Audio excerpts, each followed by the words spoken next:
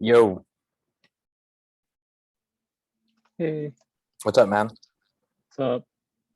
Not much. All right.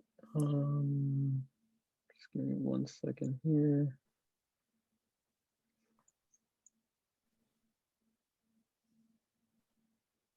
Oh yeah, the treasury yield thing. Hmm? Treasury yields. Uh-huh. Yeah, tell me what that was yesterday you sent. Well, basically, it's a way to see what people feel, how people feel about inflation. Mm-hmm. Okay, Yeah. I see.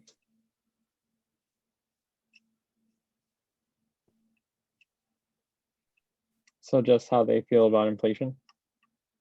Well, because all right, so because the idea is that well, inflation is caused by all right, whatever. We Like could an focus. overproduction of money, no? Yeah, think of it as a ratio of money velocity over money supply. Yeah. So money velocity is obviously very low because of lockdown. Mm-hmm. And the Federal Reserve, they basically lower their interest rates for, treasury bonds, which are the most secure thing that you can get because it's backed by the US government. Yeah. And what that basically means is that the US government is basically allowed to Oh, you disabled screen sharing? oh, my bad. There you go. Anyway, I took everything out. I liquidated everything. I see. Because if you look at that, you basically inflation is going to be fucking intense, and you know, whereas crypto is just going up. Yeah. That's true.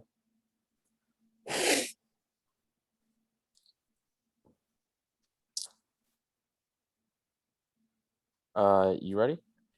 Yeah, almost. Mm-hmm.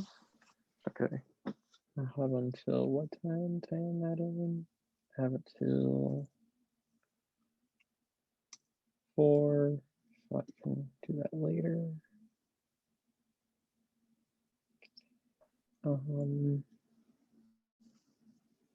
Right, and making sure I go to 4 for this. Yeah. All right, so let's work on a genetics PowerPoint. Okay.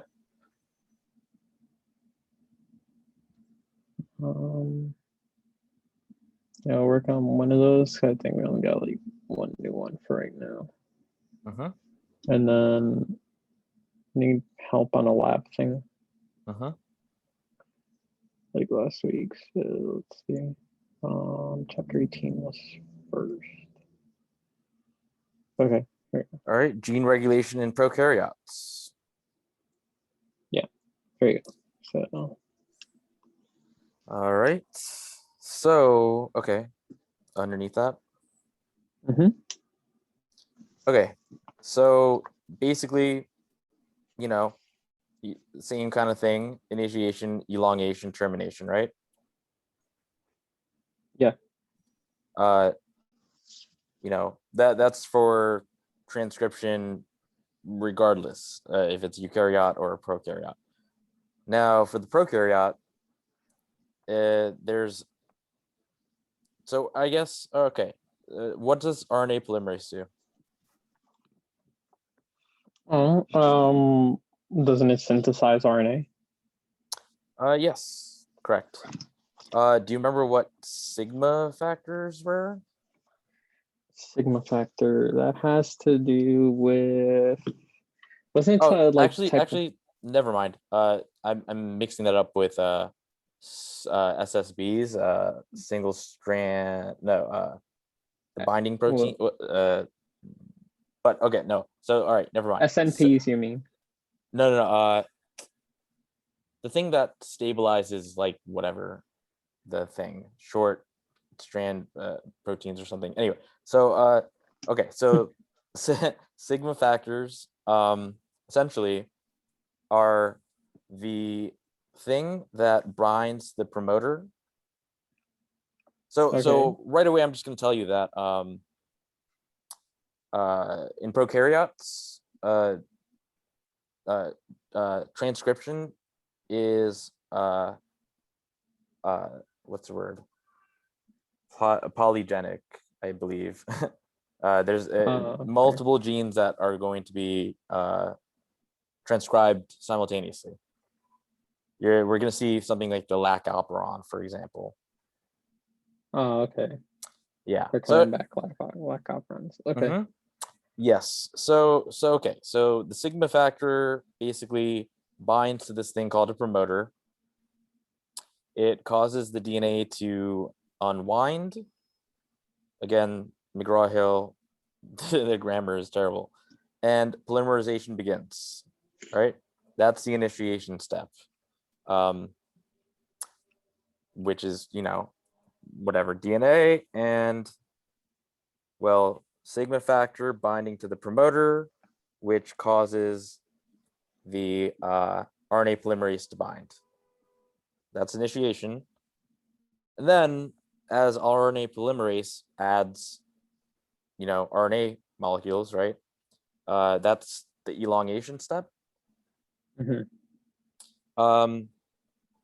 And that is something that doesn't require that sigma factor, because that just is for the promoter. It'll make more sense when you see like a diagram, which I'm sure they're going to show you for the lac operon. Anyway, it's going to reach its termination signal, right? That's when it ends the transcript. So there's two types: row dependent, which is just that Greek symbol that looks like a P. Okay. So row dependent ones requires a row protein to bind to the RNA polymerase and tell it to, like stop, to leave. Okay. Row independent, however, doesn't require a protein. RNA, acts as its own thing by forming a hairpin loop. Okay. So RNA, remember, can act as its own enzyme. All right. This is going to make more sense once you see like diagrams and stuff. All right. So yeah, let's go on to the next one. Okay, so yes, transcription and translation occur simultaneously in prokaryotes. That's because there's no separation between where the DNA is and where the cytoplasm is. There's no membrane-bound nucleus.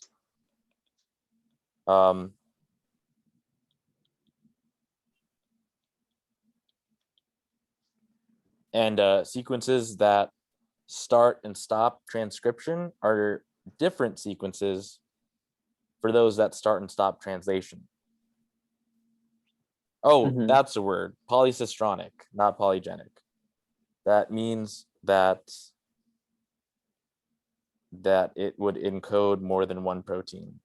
I guess it is polygenic as well, but yeah. All right, so wait, give me a minute. So it's because they have known membrane-bound nucleus and stuff, right? Yeah, so it lets it happen simultaneously. Whereas in a eukaryotic cell, everything is compartmentalized. Like in a eukaryotic cell, right? Tell me, true or false? The DNA leaves the nucleus. In a what? In a eukaryotic cell. Does the DNA leave the nucleus? Yeah, does it? No. Correct.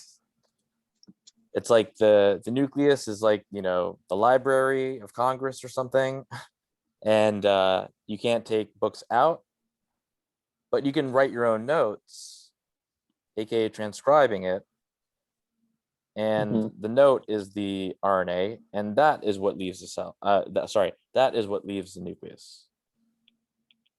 Got it. Which means that they're separate, right? They can't happen at the same time, right? Say that one more time. Oh, sorry. Can you hear me? I'm using like a mic thing on this. Oh no, I can hear you. I was just Okay, kind of okay. writing at the same time, so Oh, it's got just, it, got it, got it. yeah. So basically, yeah, in a eukaryotic cell, everything is compartmentalized and therefore cannot be done simultaneously. Whereas in prokaryotes, everything is just in the same place, so things happen simultaneously. Got it.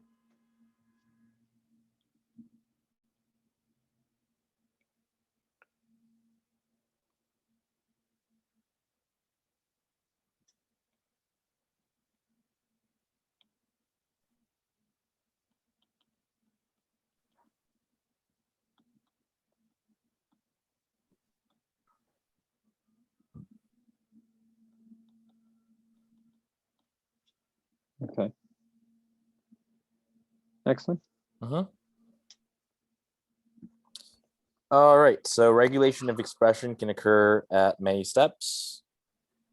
It could be at the transcription level, which, involves the binding of the polymerase to the promoter, right? The shift from initiation to elongation, and the release of mRNA at termination. Then there's post-transcriptional control. So that affects the stability of the mRNA.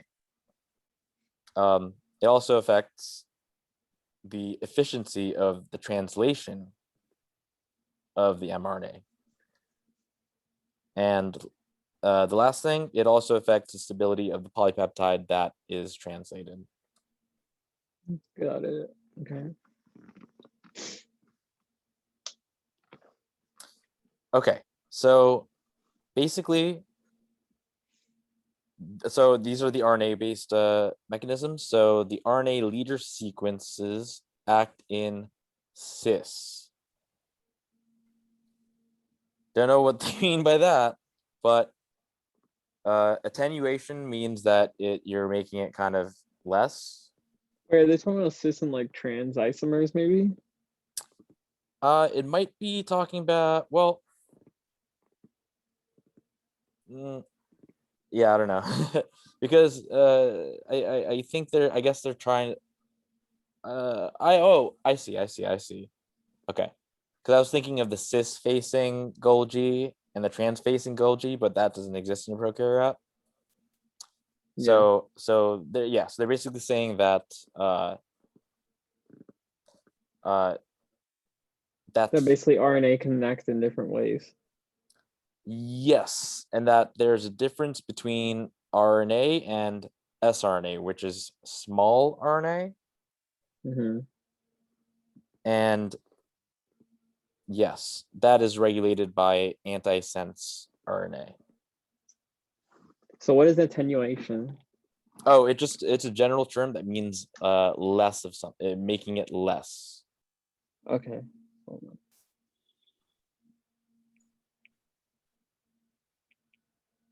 Like yeah.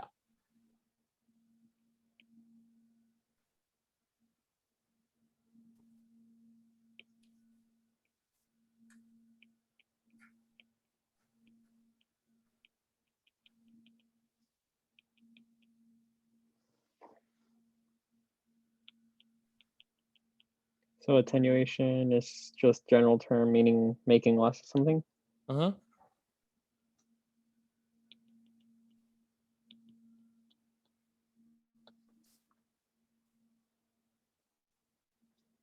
And then ribo switches are what?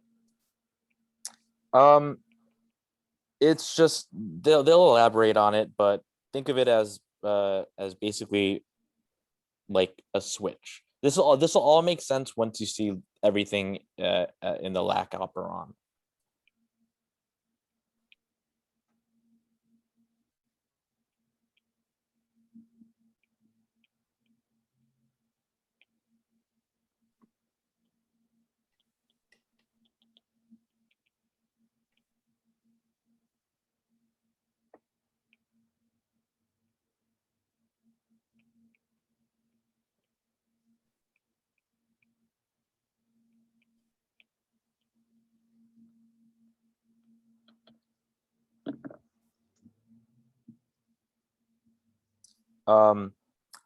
Okay, so attenuation. By the way, the switch. Think of it as a regular switch. It turns it on or off. Okay. Okay. So attenuation controls termination of transcription in the TRP leader. This is for a specific thing. When TRP is present, right, transcription terminates in the TRP leader. When it's absent, it doesn't terminate. So that is, well, that's I gave you the general definition of attenuation, but this is the specific one in this context. Okay.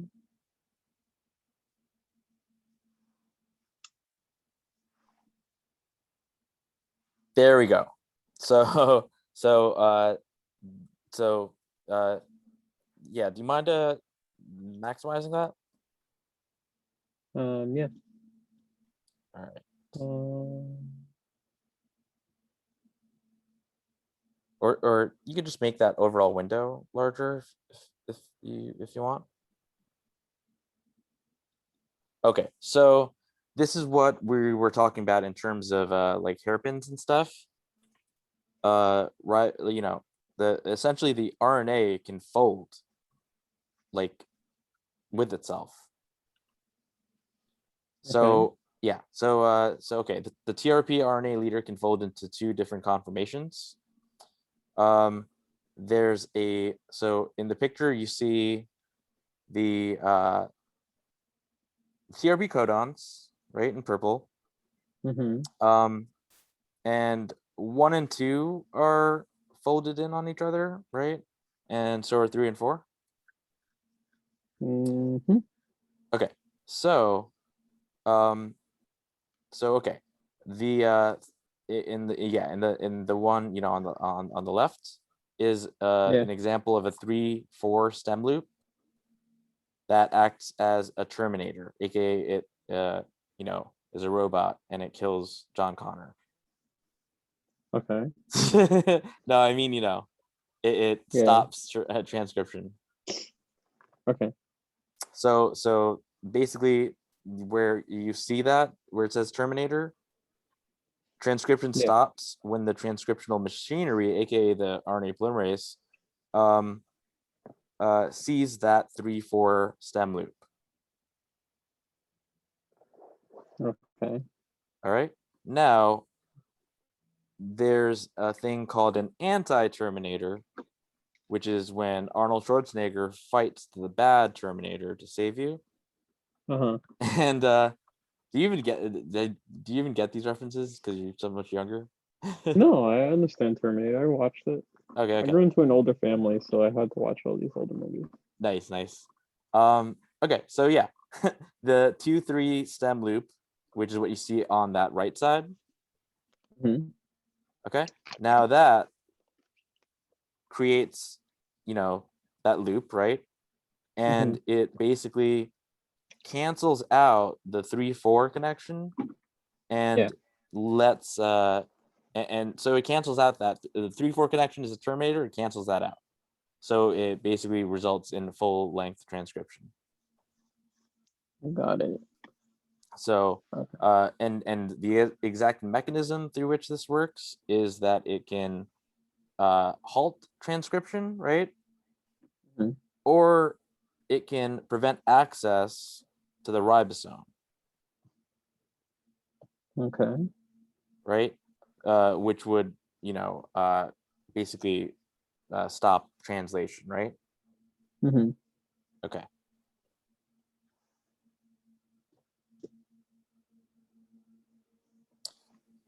All right. So, by the way, the TRP is for tryptophan. Which is an amino acid. You know what Okay. melatonin is? Yeah. Have you ever heard of tryptophan? Well, we have been talking about it a good amount, but I don't know exactly what it is. So Thanksgiving, after you eat turkey, if you eat turkey, you Mm-hmm. may feel tired. Yeah. Okay. Now, let's say, why don't you do a Google image search for tryptophan? Okay. Um.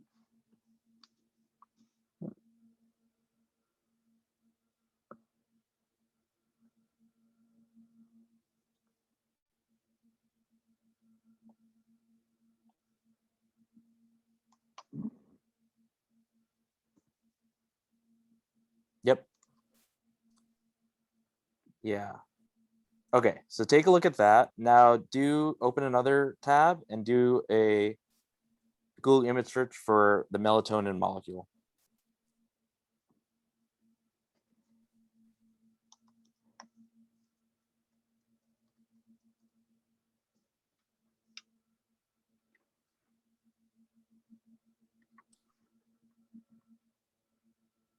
Yeah.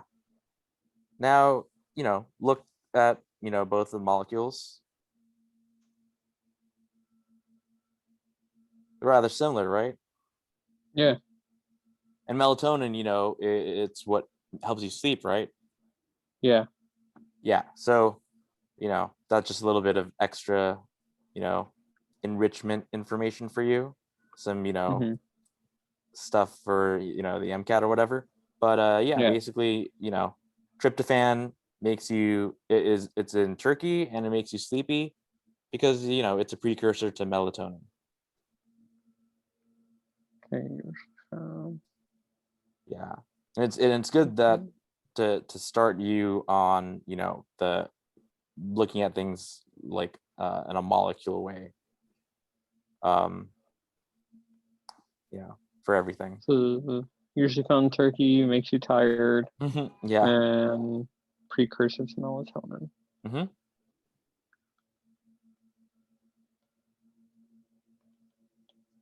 Okay. All right. Now, yeah, we can go back to that. All right. So yes, when tryptophan is present, transcription terminates due to the formation of the 3/4 stem loop. Uh-huh. So movement of the ribosomes depends on the availability of a tRNA for tryptophan. So we have okay. So the RNA leader has 2 TRP codons, Mm-hmm.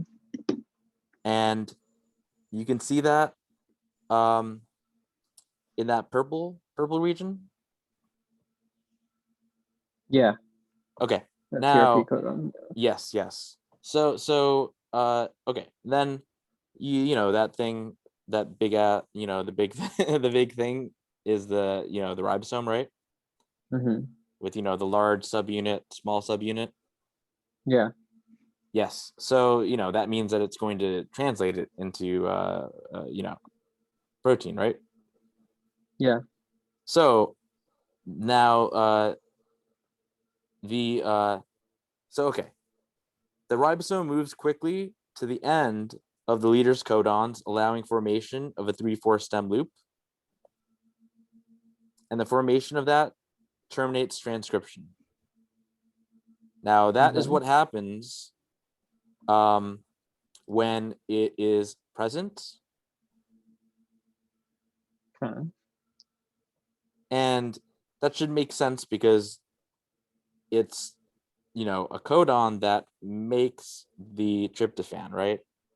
Yeah. And if tryptophan's already there, it's going to be like, all right, we don't need it anymore. So it's going to terminate transcription. Got it. Yeah. But you see how, you know, the ribosome, the RNA acts like its own thing. Yeah. Okay. Got it. All right.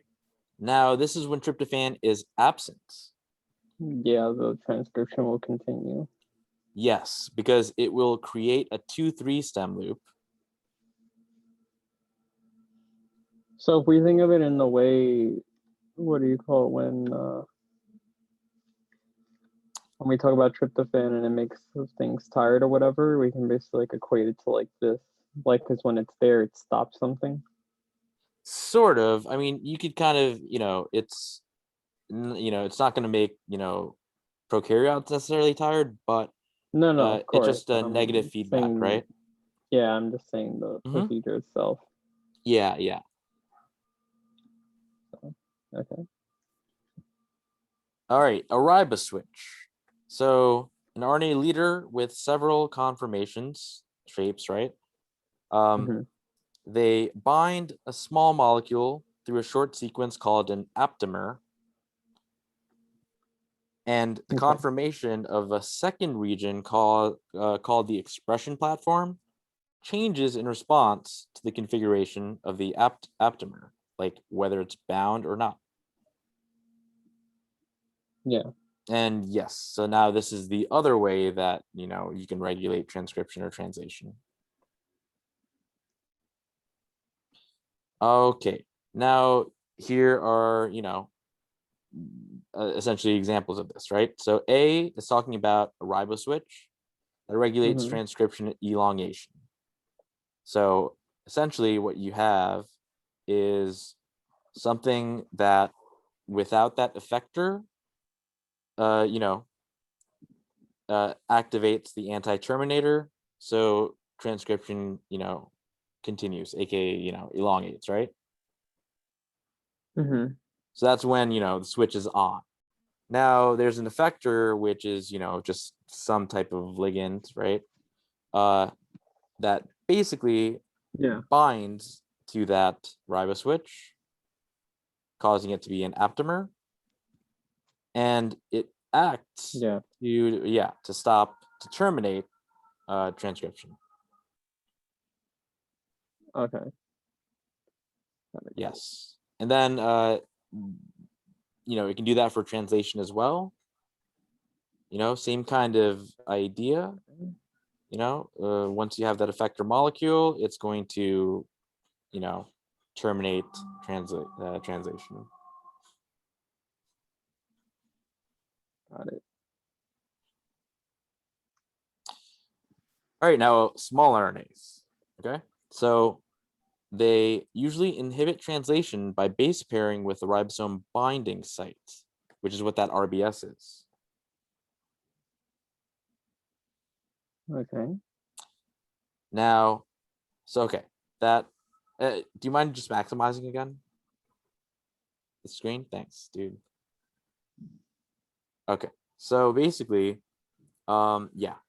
So okay, so we have basically, an example of the ribosome binding site, and then that red thing around it is a ribosome that binds to it, and translation occurs, right? Now, let's say that the small RNA, that thing underneath, that blue one. So let's say that comes into the picture. So that's going to base pair with the the part of the mRNA that is, the ribosome binding site. Yeah. And therefore it inhibits translation because the ribosome can no longer bind to it. Yeah. Yes. Now, that's an example where it inhibits it, but it can also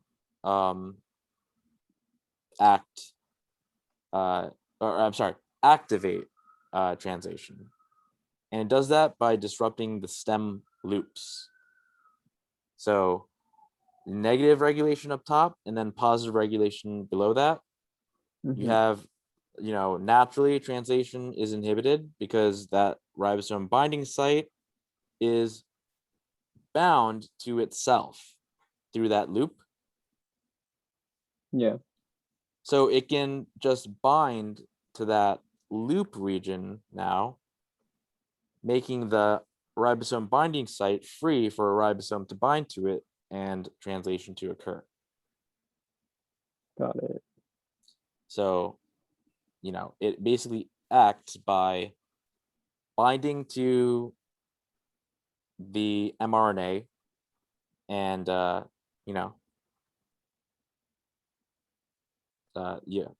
either, inhibiting it or, stimulating it or activating it. Yeah. Okay. Okay. Now, this is gene regulation by antisense RNA. So antisense, again, is, the thing that's opposite of the template strand, also known as the coding strand, right? Now, so this may inhibit translation by base pairing with a sense strand, right? AKA the coding strand. Yeah.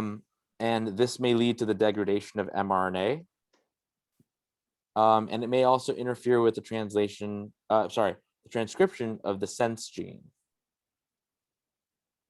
Got it. I don't know why it says sense gene. It really should say sense whatever. Well, whatever. The gene that's on the sense on the coding strand, right? Yeah. So, we have a gene promoter there on the DNA. And we have, a gene. We have okay, so we have a gene mRNA, the sense RNA. Yeah. And so that would normally bind, right? But the antisense RNA could bind to it instead, which would, inhibit the translation. Cool.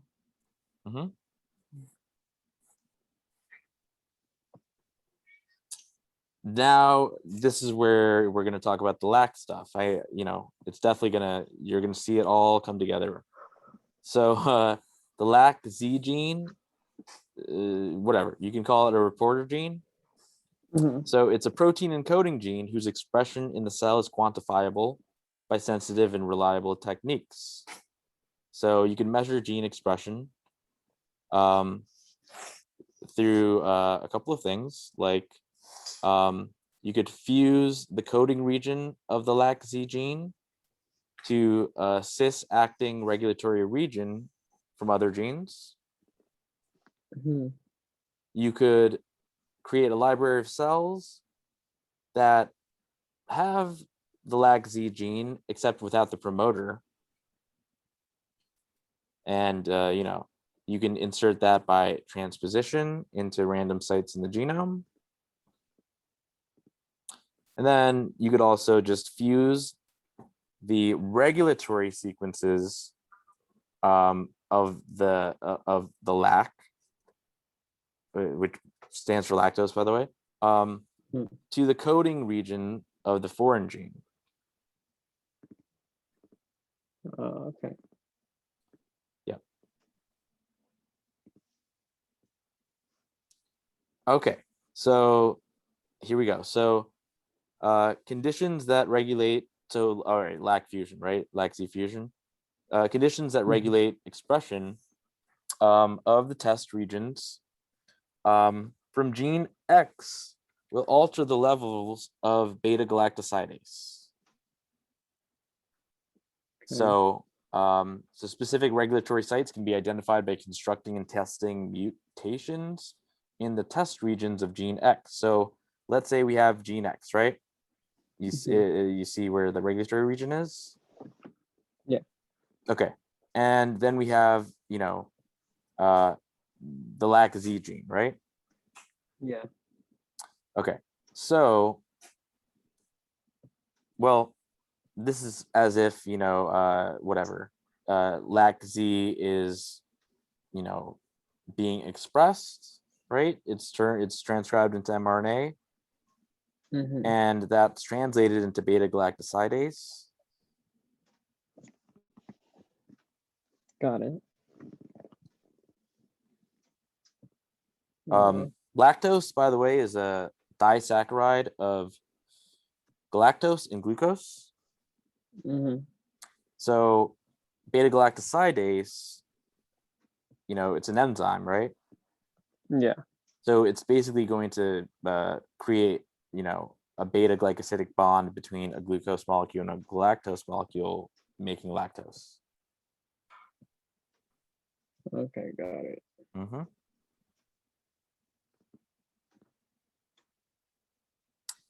Okay, now using lac-Z to identify genes regulated by the same stimulus. So, okay, we have a library of E. coli cells, each with a lac-Z gene inserted at a different chromosomal location. Now, let's say we treat the population of E. coli cells with UV, which does what? What type of DNA damage?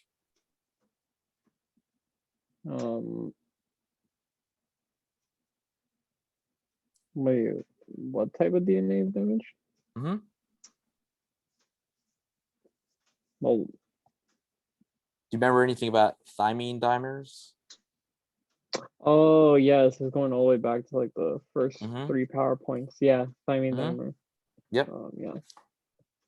Okay, so they're going to do that, right? And then they're going to make an assay for to measure the activity of that the beta-galactosidase, right? Okay, so let's say they do that, and do you remember assays? No. It's like when you put like a fluorescent probe onto various different proteins to see which one expresses it. So okay, so yeah. Right. So yeah, so then after you do that, right, the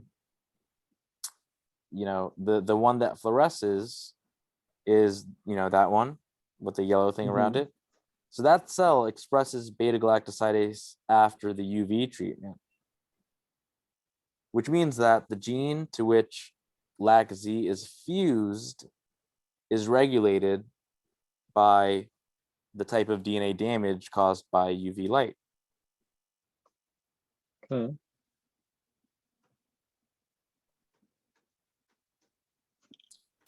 Okay, now using that fusion to overproduce gene products. So, this is, when we do stuff with, plasmid vectors. Okay, so the expression of gene X under the control of the lac regulatory system. So, we have a lac control region there. We have the gene X, and the expression of gene X is under control of the lac control region, and thus is inducible by lactose or analogs to lactose, like things that, mimic it. So we're going to see this like theme of inducible, and, whatever the opposite. Essentially what that means is you can turn it on or off depending on, what's available there. Got it. So an example of this is, so go back.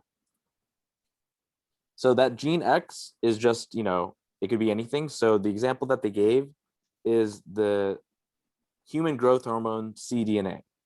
Tell me what cDNA again? Cyclic DNA. Right? Oh no, sorry. I was thinking about something else. You're thinking of cyclic AMP? Yeah, sorry. Yeah, whenever I hear C, I put cyclic first. C is gonna be I just had it in my head too.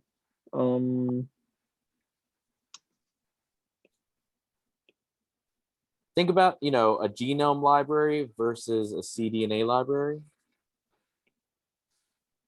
Oh yeah, it's like a small part of that genome and stuff. Instead of like downloading an entire whole genome, it's a part of that genome that has all the important stuff.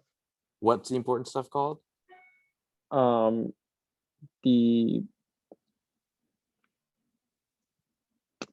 oh my god.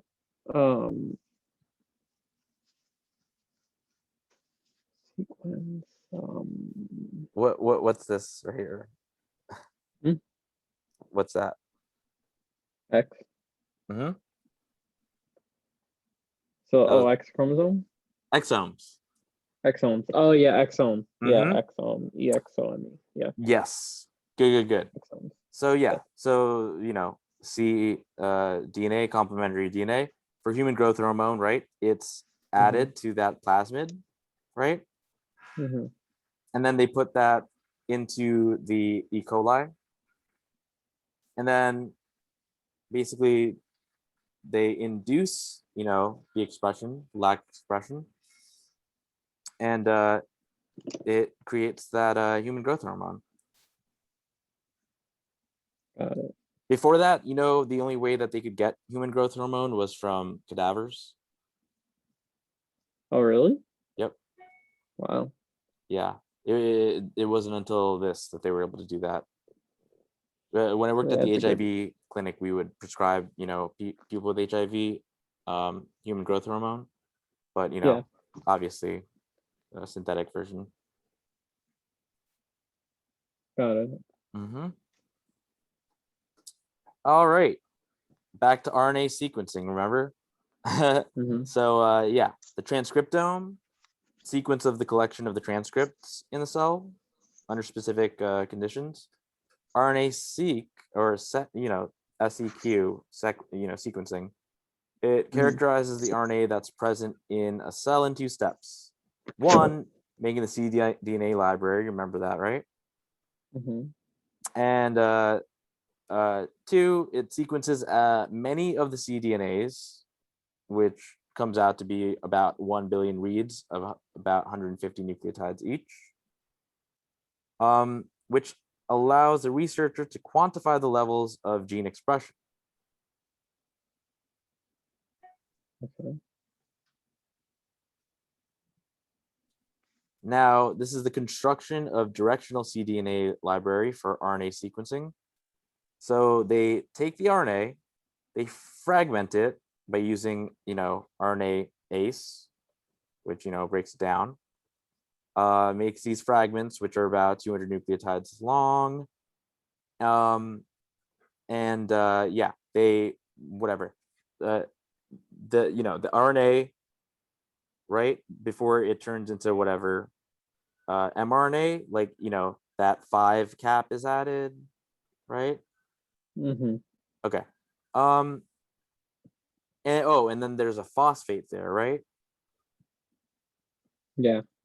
Because you know, there's always that phosphate backbone. Mm-hmm. So the phosphatase works to dephosphorylate those 5 ends. Yeah. So then you just have, you know, regular the same thing but without the phosphate. Yeah. So then And you get an then RNA. yeah, and then yeah, the RNA ligase connects adapter A to the 3 ends. Got it. Now, it doesn't end there. Then there's a kinase which acts to rephosphorylate those ends. And then you ligate adapter B to it, which is the purple, the blue one. Mm-hmm. So now you have, you know, adapter A on the 3 end, adapter B on the 5 end, right? Yeah. And so essentially, you know, the RNA is not going to be, you know, able to be whatever messed up. And then you use reverse transcriptase, right? Turn it back into DNA. So you know, reverse transcriptase synthesizes the first strand of the cDNA. The primer is a reverse complement of adapter A. And then the DNA polymerase is what synthesizes the second strand of cDNA. And the primer is a reverse complement of adapter B. So this is, basically like kind of like a review of how you make cDNA. Okay.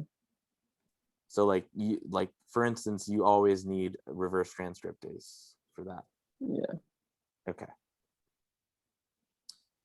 Different genes are expressed under different conditions. So, number of reads of the base, right? You have that in the graph up there. And, x-axis or whatever is the position in the genomic sequence. And, we have various genes working in, different directions. We're going to see what the different conditions will be that will affect the transcription. But this seems to be a what? Does it seem to be a gene desert? This? Mm-hmm. In some parts, but no. Yeah, there's a lot of there's a lot of genes there. Yeah. And okay, all right, cool. Yeah, no, it's not. Only in a couple of parts where it's just like completely blank on the line. Mm-hmm. But it's not, no.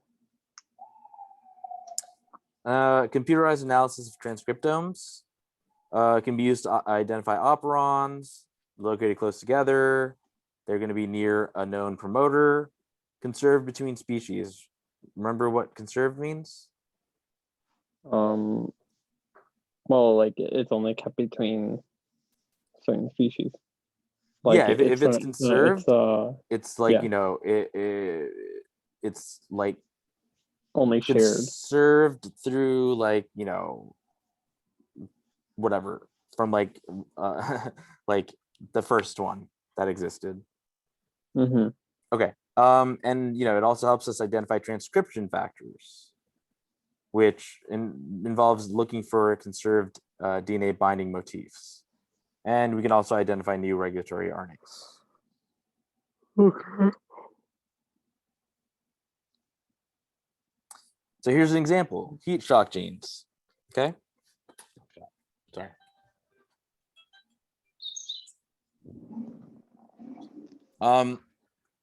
Okay, heat shock genes. So sigma 70, right? Remember the sigma thing is what attaches to that promoter, right? To get the polymerase to attach to it. Yeah. So sigma 70 recognizes the promoter sequence for that gene right there. Okay. And sigma 32 recognizes the promoter sequence for that one right there. Mm-hmm. And they'll tell you, they'll show you more in the next one because this doesn't really tell you much. And they range in base pair. What's up? They range in different base pair. Yeah. But you'll see it probably in the next one, like where the promoter is and stuff. Okay, mechanism of heat shock gene regulation, RNA thermometer, which is a special RNA leader in a sigma 32. In sigma 32, RNA changes. Wait, what? Special RNA leader in sigma 32 RNA changes structure according to temperature. So, okay. So low temperature, right? It won't allow translation to happen because it's closed. Yes. And then translation occurs when it's opened at a high temperature. Yeah, because at high temperature, the strands, separate. Yeah. Okay. Yeah. Quorum sensing. Okay. Bioluminescence and quorum sensing. Quorum sensing is a universal communication mechanism used in bacteria to regulate gene expression in response to population density. So this is an example of a bioluminescent bacteria, and they will only fluoresce when the population of bacteria is sufficiently large enough to produce a certain amount of light, which you can measure. Yeah, different animals use this stuff To like you're thinking help of light up different things. like Oh, there we go. green phosphorescent protein. Oh, No, look at the Mhm. bottom. Squid, bacteria, and avoids predators at night. Yes. So yeah, I remember learning about Vibrio fish ray. Nice.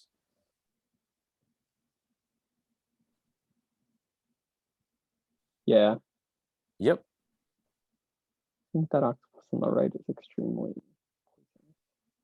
Mhm. right. Yeah, that's an octopus. That's not a squid. McGraw Hill, if everyone.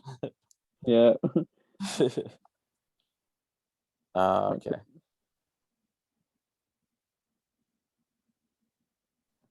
All right. So, okay. Cloning bioluminescence genes in E. coli. Yeah, this is exactly it. We Mm-hmm. worked with this stuff in lab Mm-hmm. before because when you can fluoresce it under light and it's all green. Mm-hmm. So with the E. coli, yeah, you work with it using Yeah. plasmid and all that. Yeah. Like, yeah, E. coli is basically, what we use to input a plasmid vector inside of it. And, E. coli, like, whatever, it doubles, itself each time, right?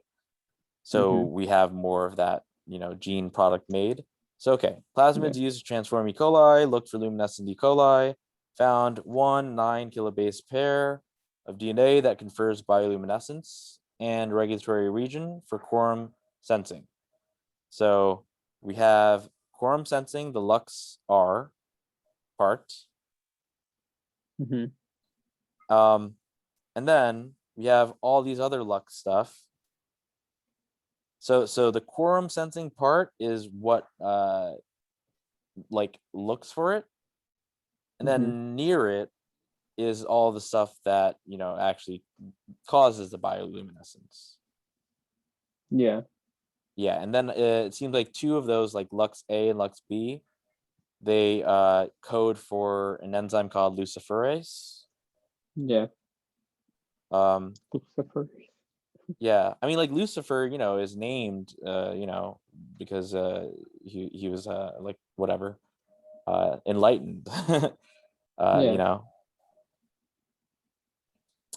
but yeah. Okay, 7 genes transcribed from 2 promoters. Okay, so we have 1 promoter, the Lux R, the other one, the Lux L, and then everything else are just, the things that get expressed, like that actually turn into stuff. Yeah. Okay. LuxL and LuxR are quorum sensing proteins. So LuxR activates transcription of Luxyl E. Luxyl E is Luxyl is an enzyme that produces an autoinducer that binds to LuxR. When LuxR is bound to LuxL, it can bind to DNA. So looking at that picture, you have, well, I guess I should go over. Okay, so the autoinducer can leave and re-enter cells. In the presence of many bacteria, the concentration of the autoinducer is high in the environment, and many cells activate the Lux gene. So basically, what you have here is that blue one is LuxL, and it's an enzyme that produces the red things, which are the autoinducers. Yeah. And the autoinducers bind to LuxR. All right. Right? And it induces it, aka turns it on, to make it transcribe all of the other things, like, you know, all of those other the things that actually make, like, you know, luciferase and things like that. Okay. That's it for this one. Oh, really? Yeah. Okay. So, next.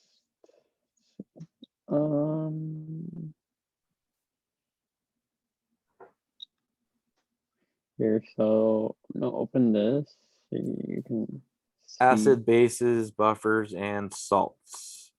Okay. Buffers get a little annoying. Wait, okay, but okay, so I see, you know. So basically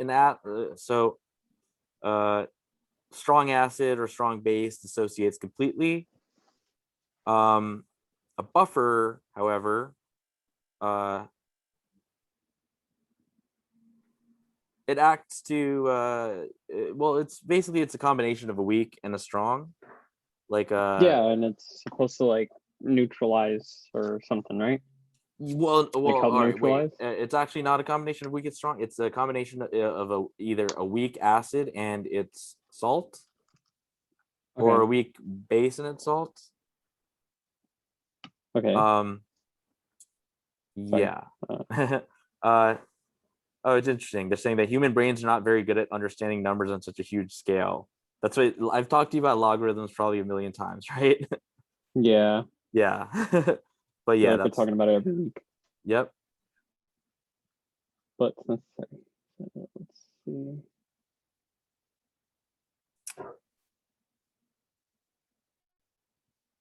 Oh, and then it actually, you know, talks about Ka, because the strength of an acid is based on its Ka, not about its pH. The pH is just when it enters water.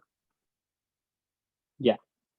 So it's not an inherent, you know, whatever thing.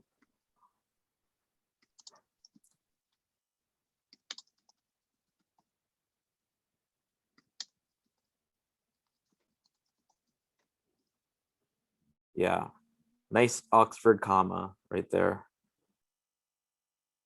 What? Putting the comma after the buffers. Yeah. Yeah. I That's was always taught to do that. yeah. They're supposed to, well, yeah. It's an Oxford comma, it's called. Got it. So okay, so yeah.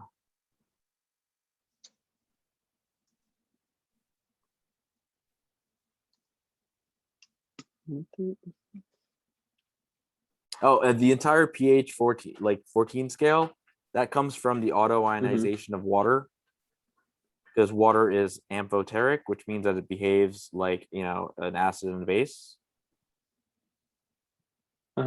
So, you know, half of it will be acid, half of it will be base. So, you know, the Kw, which is just whatever Ka for water, is 1 times, you know, 10 to the negative 1e negative 14. Okay. Okay. So, you know, that's where the, you know, the pH scale comes from. Got it. All right. So yeah, what are we doing? 421. Okay. Do it right now. Equals first.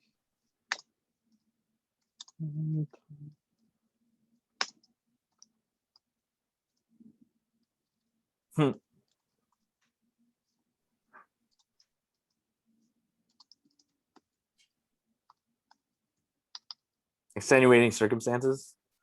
Oh, JK. Huh? Extension now. Okay. Yeah. No, she told me because I was like going through all my like stomach issues. Yeah. And Yeah. I wasn't able to do anything. So she basically just told me to hand in every lab for the rest of the semester when I can. So I'm just telling her though. You're able to eat gluten, right? And not really. I shouldn't. Wait, then why do you eat gummy bears? Huh? Like they're the only thing that I can have that's like sweet like that. Okay. Pretty much, because everything else messes with me. For some Yeah. reason that doesn't. My nutritionist found it weird, but the thing is I'm not like celiac, so that's the only difference. Yeah, So I'm I know. still able to do that. Yeah. Yeah, okay.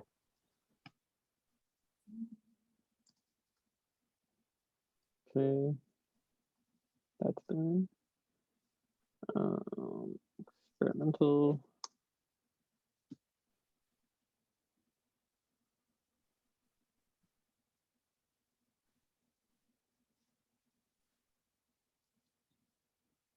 And here's the procedure. Okay.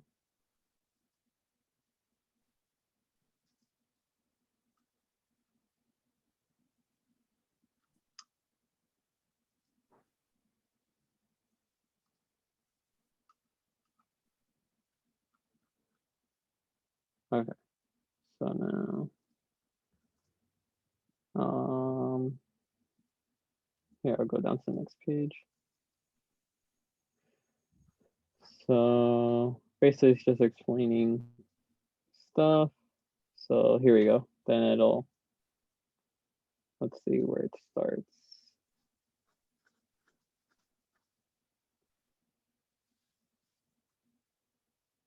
Okay, so then let me accept this one. Let's finish this. No, I got my, I used 21. Oh boy. Shit. Okay. Okay, so I'm basically given this data table. Okay. I'm gonna open an Excel sheet. 214, okay. And in the session at like 3:30, I gotta do a mini quiz. Mm-hmm. Like work with it.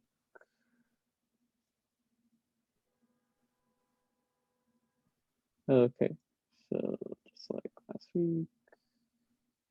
Okay, so how do they set it up here? Okay, HCl.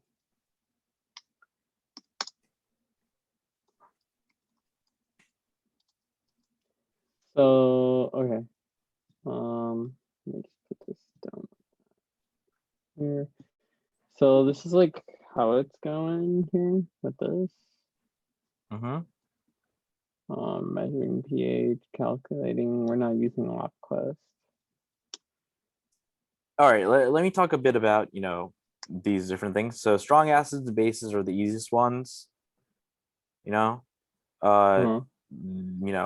Basically whatever, they cancel each other out. Yeah. Weak acids and bases are a little bit more complicated. But they're not telling you anything about whatever using Henderson-Hasselbalch, so it's fine. And you should know that acetic acid is a weak acid, ammonia is a weak base. Okay. And the next one is buffers. Okay. Yeah, like under next page. Yeah. Oh, are you writing something or something? Yeah, I was writing something. Okay. So yes, buffers, right? They essentially have a weak acid and its conjugate base, also known as its salt, and it acts to resist changes in pH.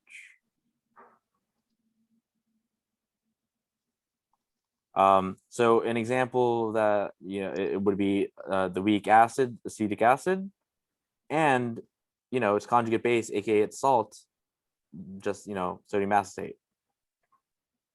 Okay.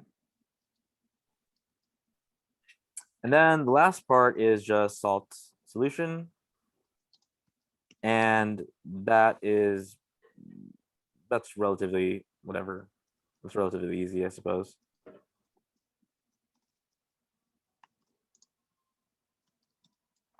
Okay. Sorry. Just finishing up this so I can actually. Yeah, it's basically saying that what we usually think of when you think of a salt solution like NaCl, they cancel each other out, they're neutral, right? But sometimes it's not always neutral. So sometimes either the anion or the cation can be involved in an acid-base reaction. Yeah. So you'll see some common ion effect type things. Okay. What's up? Do you have a question? Oh, no. Okay.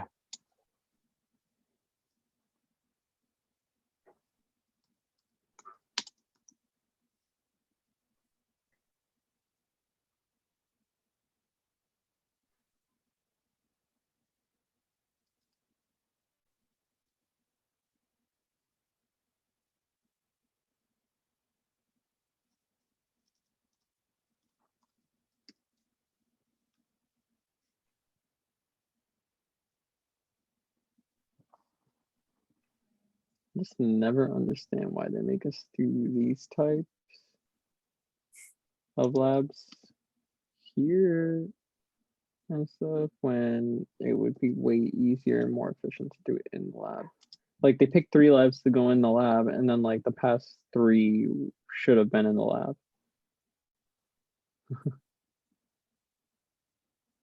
I was like, really?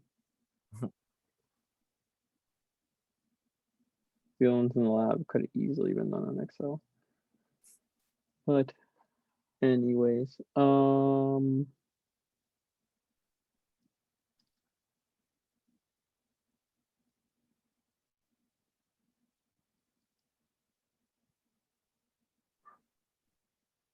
So yeah, what's next? yeah.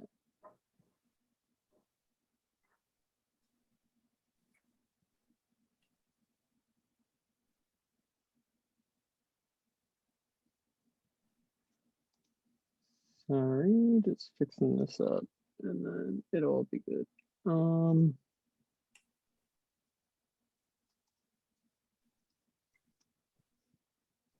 Okay.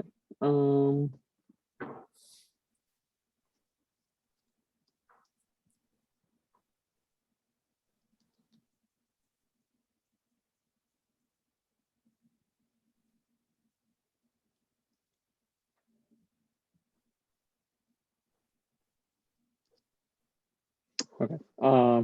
Okay, so this is yeah, that's it. So let's see. What is it exactly asking to do?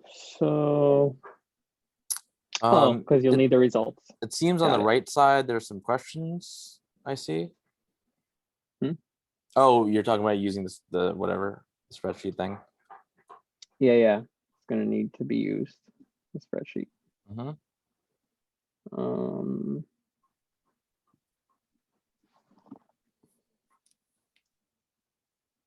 Expect sheet. Let's see. I'll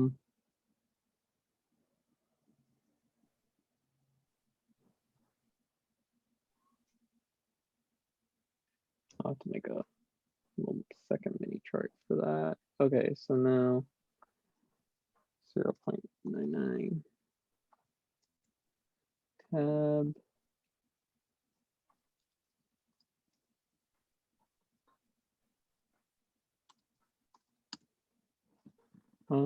Once I get this data set in, we'll be able to like start. I can't see it, by the way. I know. Okay. It's all right. I have it like that so you could see the other thing better. Oh yeah, I'm good with the thing on the left. Okay.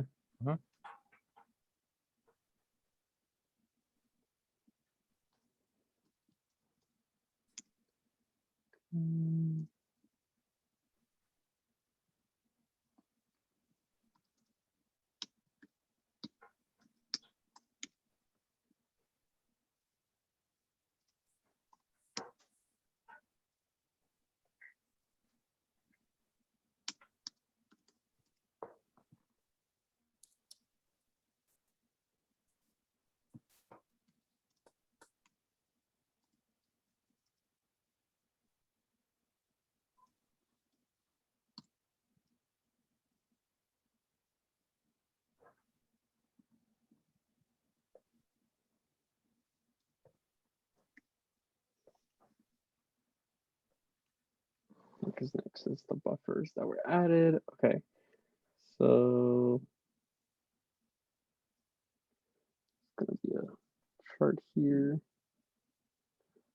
It's not gonna go in the data, it's just gonna be results. So there's no data unless you performed it in the lab.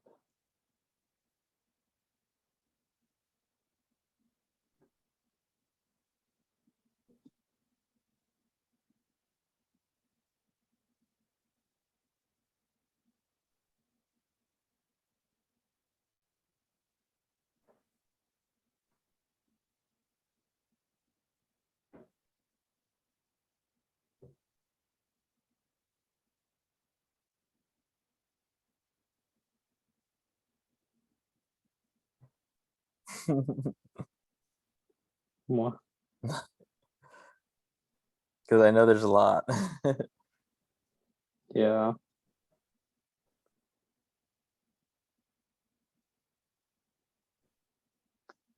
Oh.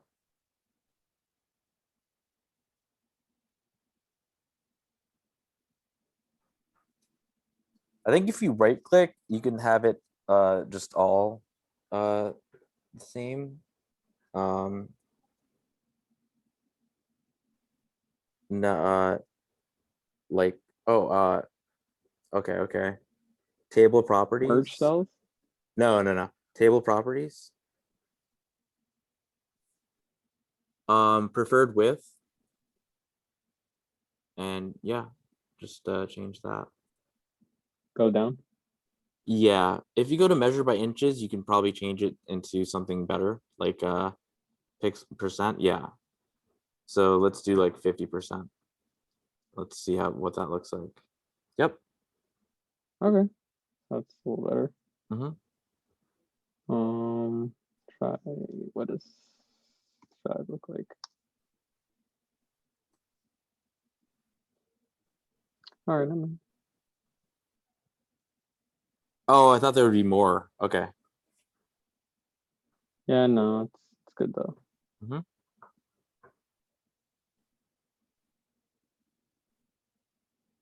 Keep that one like that. Mm-hmm. You could also like change the font size. Robin? You could also change the font size. True that.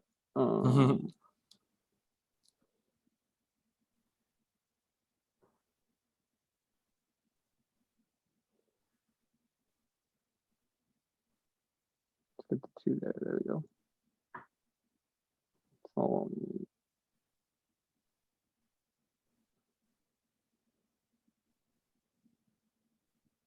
Perfect. Mm-hmm.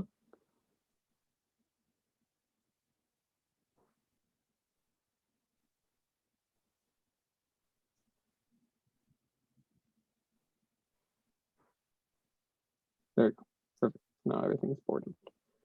Good. Okay. So now, we got that. Each one of these, our acid is here, our base is here, our salt is here, right? And then our buffer should be NH3. No. So that's it's gonna a be the weak reverse. acid and then weak base. Okay. NaOH, sodium hydroxide, is a weak base, right? No, that's strong base. No, it's strong base. Mhm. But the weak base is here, H. That's a weak acid, acetic acid. Acetic acid, and That's ammonia a is a weak base. base. Mm-hmm. Yeah, ammonia. Okay. Mhm. Now all I need to do here is next line. Okay, so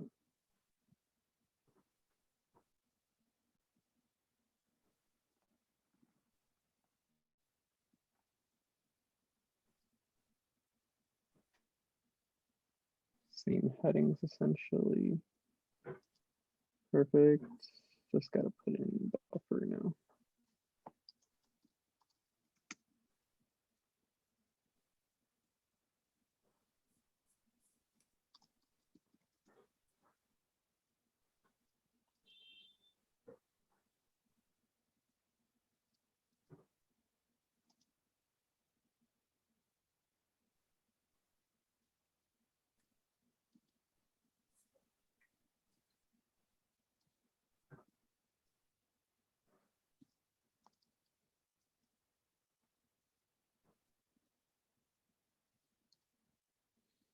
Okay, and then we got shit.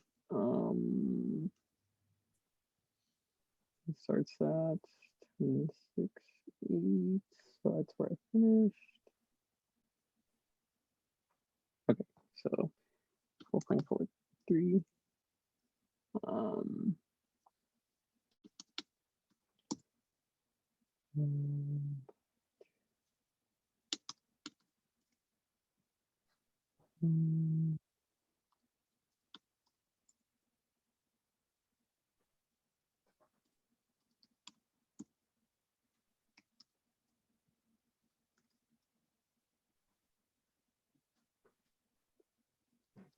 And done.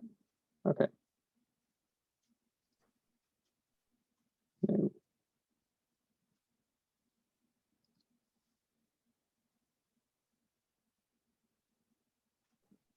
Perfect. Now it's done. Uh-huh. So all our results are there now. There should be oh, there isn't anything for the salts. Mm, Let me see that spreadsheet for a sec.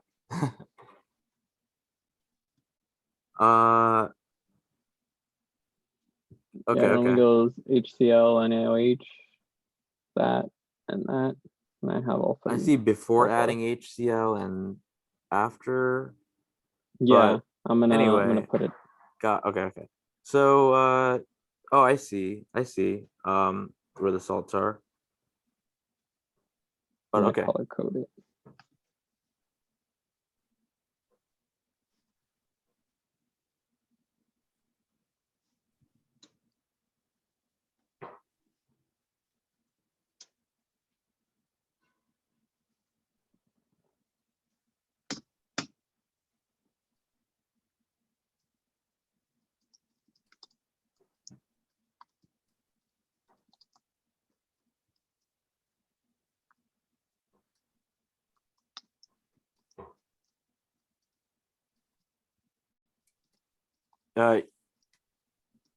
Do you want to hear a suggestion? Hmm. On that table? Yeah. Like just hit any cell on that table. Yeah. Right click. Insert. Row above. Okay. Now on the leftmost one, Yeah. right after adding HCl. Yeah. I'm sorry, before adding HCl. Before adding. Yeah. Okay, now on that first blue one, I'll tell you how to fix that. On that, yeah, there put after. All right, now highlight the first 3 cells. Right click. Oh no, of the first of the first row. Yeah, right click. Now merge cells. Merge cells. There you go. See that? Yeah. And do the same thing here. Mm-hmm. Yep. Yeah, now I can get rid of the color coding.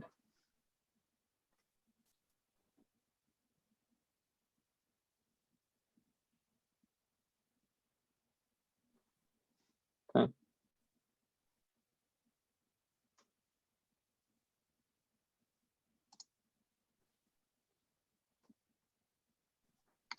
Okay, so I guess now we just follow the part 1s, part 2s. Okay. Yeah, isn't that like above, like written above in the thing, in your thing on the right? What? Yeah, just yeah, Yeah.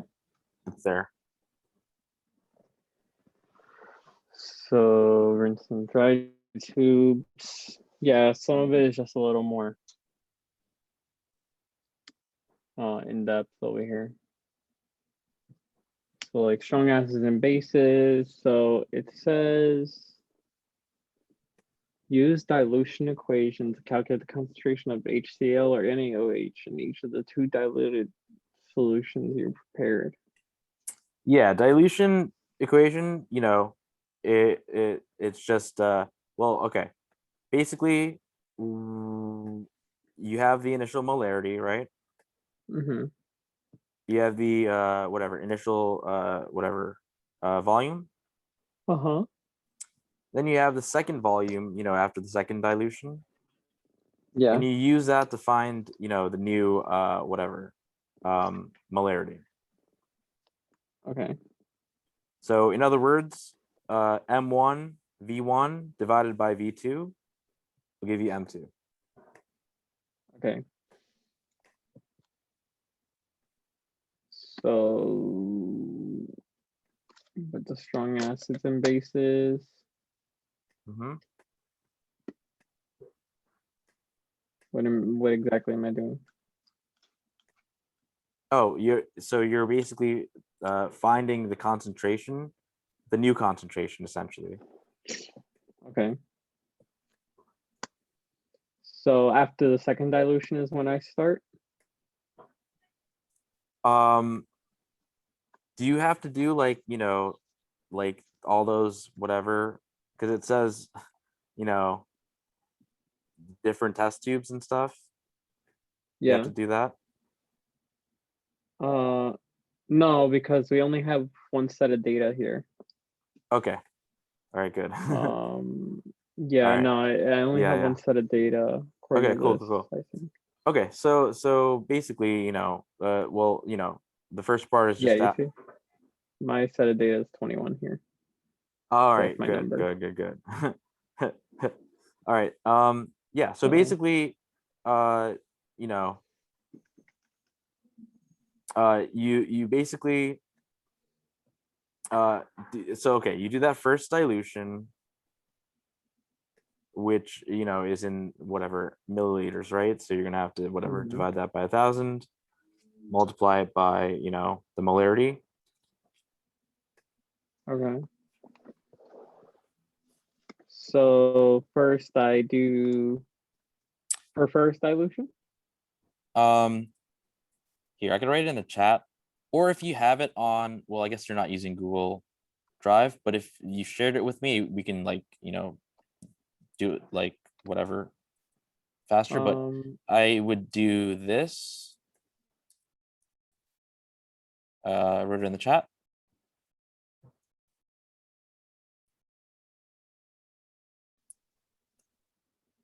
Okay. So my M1 is the molarity, right? Mm-hmm. So 0.100. Hold on, I go parentheses. And the next parentheses, I put the V1, which is the first dilution. Correct. Okay, so 2.09. And then I divide it by the second molarity. Yeah. I mean the second volume, sorry. Yeah. I kind of wrote that for you in the chat. Right yeah. There. Okay. Mm-hmm. Over here I have it in the calculator. Without the liters, I'll just divide it by 1,000 when I get the answer. Ooh. Well, which part? Oh, you mean, no, I'm gonna write the liters because I put it in as milliliters. Yeah. Shortcut for that would just be 2 zeros in front of it. Yeah. I did it like that. Mm-hmm. Like this. Okay, so 0.00, 0.00, okay, and 0.100, that's fine. I got the same answer. Okay. Oh, what'd you get? 0.069899. Oh, wait a second. Hold on. What's that 0.99? Oh, is that the initial volume? Yes, the initial molarity, I think. That was recorded. Well, it's 0.1. right? Yeah, the initial volume or something. Yeah. Okay, all right, let me check this out. So I think okay, that's how much there is of the HCl 0.100 so it all molarity. right. It starts with 10 ml of 0.1, Mm-hmm. which is 0.1 Oh wait, times 0.01, Admin, this is which is 0.001. Yeah, what's up? these are pH factors.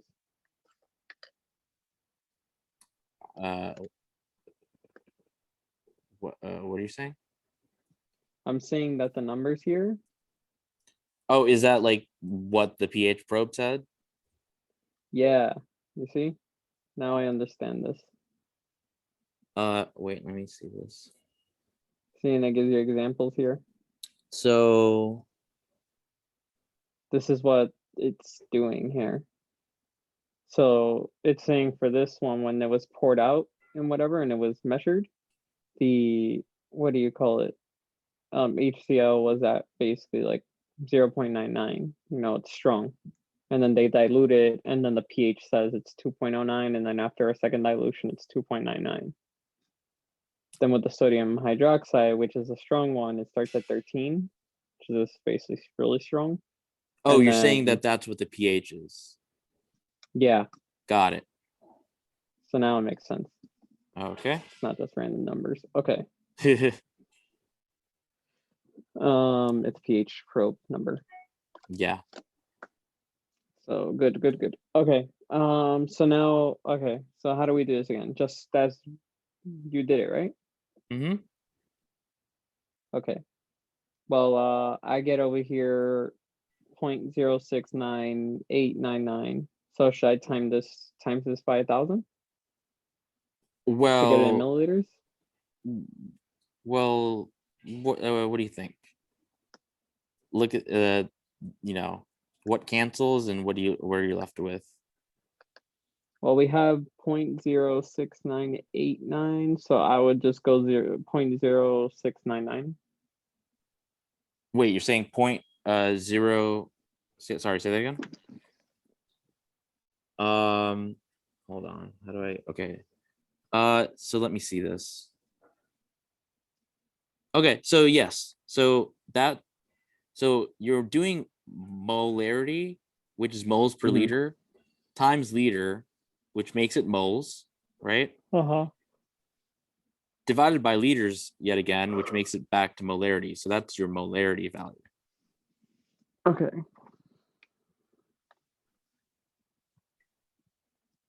Does that make sense? Yeah.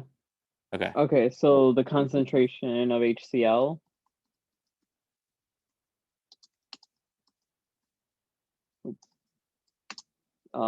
is going to be using the dilution equation. They're saying to calculate the concentration of HCl or NaOH in each of the two diluted solutions you prepared. Yeah. So what I wrote over there, M1 V1 over V2 is equal to M2. Yeah. And then that's the math, and your answer is M2. Yeah. So how would I write that now? Like for concentration of HCl. Yeah. Well, okay, right, like concentration of HCl after it's called what is it, serial dilution. Yeah. Serial dilution.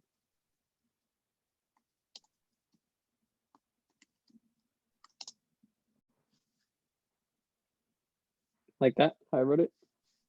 Yeah, and then you'd put your answer. So 0.0698. So I'm gonna put 0.0699 mole, right? Molar, yeah. Yeah. And it makes sense, right? Yeah. That's less. Now we're gonna do the same for the NaOH. Yep.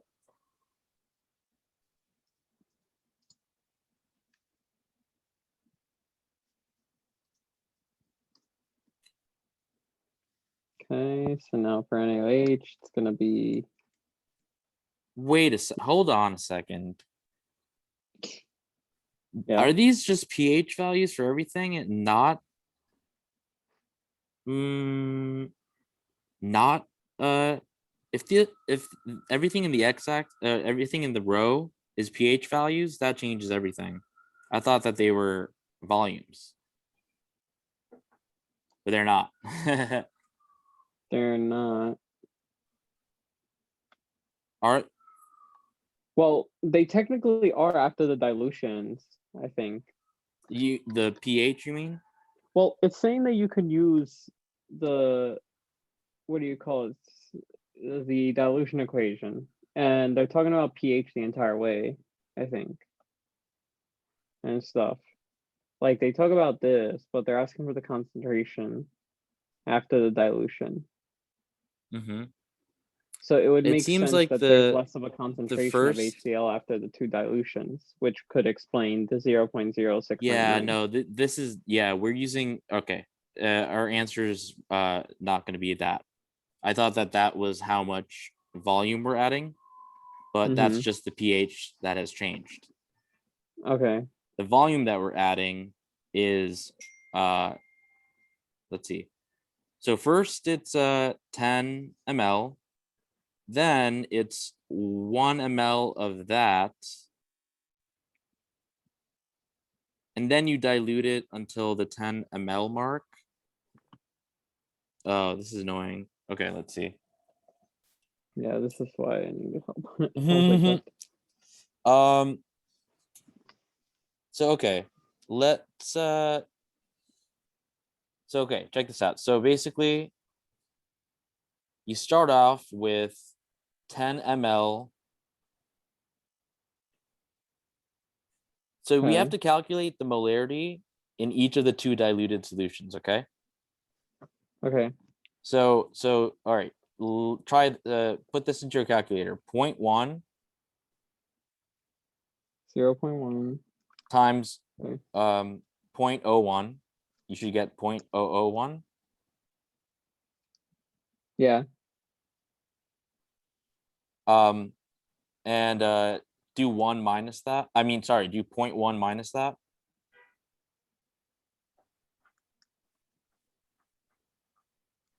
0.1 minus 0.001 is 0.099. There we go. Okay. Okay, so now it should start to make sense. So that's that first step. Okay. Now that second step is saying now we're adding 1 ml of that previous whatever solution, right? To whatever 10 ml graduated cylinder. Add distilled water until the 10 ml mark, and then pour it into the second test tube. So what we're doing now is we're taking that 0.99 concentration and we're adding so okay, so check this out. So now M1 is going to be 0.99 molar. Okay, V1 is going to be 1 ml, so 0.001 liter. And V2, right, it's going to be 10 milliliters, so 0.01 liter. Okay. And then you would put that into M1 V1 over V2 to get M2.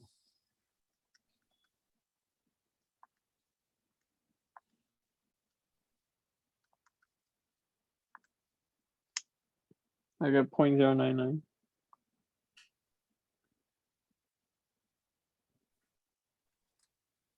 Like this, right? Hold on, let me make that bigger. 1 second. Let's see.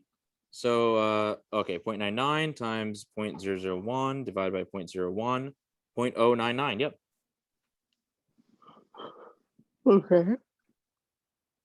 So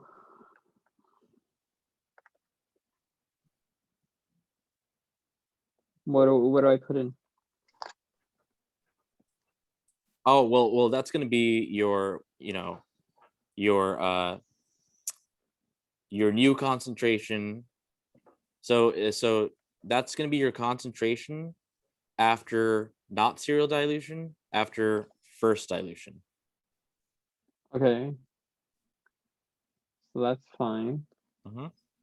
So now we'll just put that in the note here.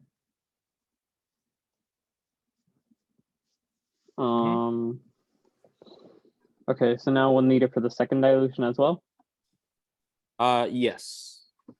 Okay. So that involves using this previous one, this previous concentration, because that's what the concentration is now. And what we're going to do is we take 1 ml of that, and we're going to mix it into, we're gonna do the same thing basically. So it'll be, but now it'll just be like, the new M1, or you could even call it whatever. I'll call it M2. Just M2 is 0.099. V2 is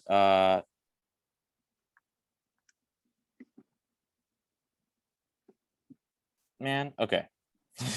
Because all right, now it's not going to be perfectly consistent because it's still 1 ml. So okay, forget the M2 thing. Okay, I'm going to go back to M1. M1 is equal to 0.099. Yeah. V1 is equal to 0.01. Wait, sorry, 0.001. V2 is equal to 0.01. So it's that same calculation, but now we're using a different value for M1. So now it's 0.0099. Mm-hmm. Yeah.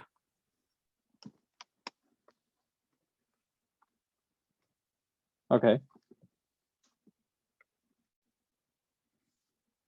Let me just do a quick sanity check. Do this. Actually,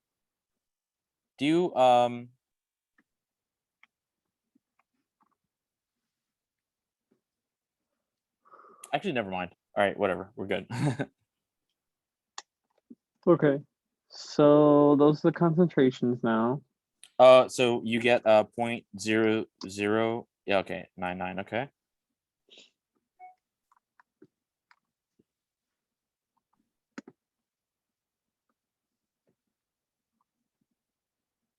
Yeah.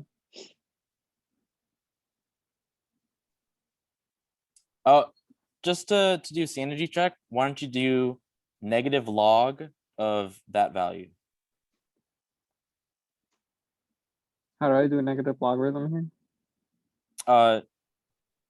Do like just negative. Like this? Wait.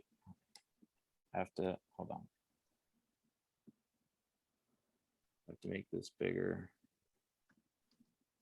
Yeah. Mm-hmm. Okay. So negative log. Mm-hmm. Of the answer that you just got.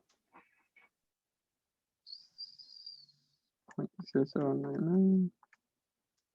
And I get 2.004.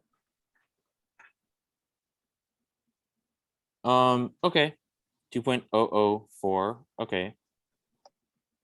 That kind of makes sense. 2.004.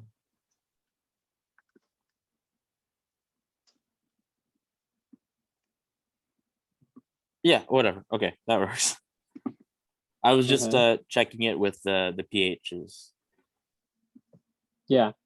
It works. But yeah, since these numbers are supposedly from whatever, yeah, it works. What? Oh, hold on. My bad. Okay. I think Just a sanity check. to make sure everything's right? Yeah. All right. So yeah, now we just do it for, the NaOH. So the answer for this is what? So it's not going to be serial dilution. It's going to be, so do you want to share this with me on Google Drive? I think we can work a lot faster. We can get, Okay. yeah. Yeah, let's do that. I'm just gonna upload it to the drive. Yeah.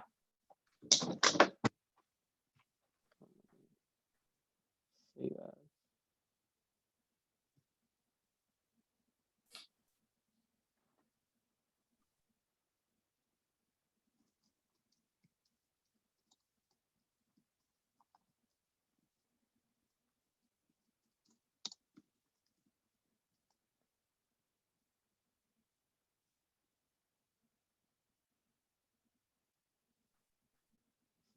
Okay, so let me X that out here. Let me go on to Google.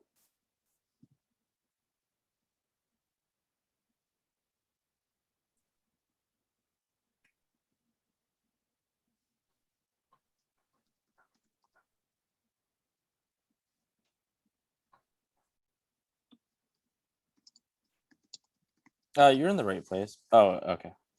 Yeah, no, it was in a different thing. Okay. Go to drive. Okay, so now new file upload.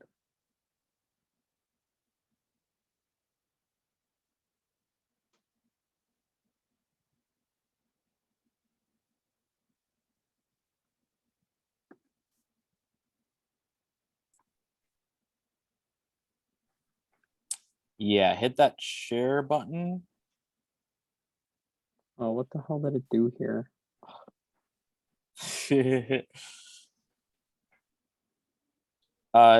It's faster if you just hit, okay, we could do that way.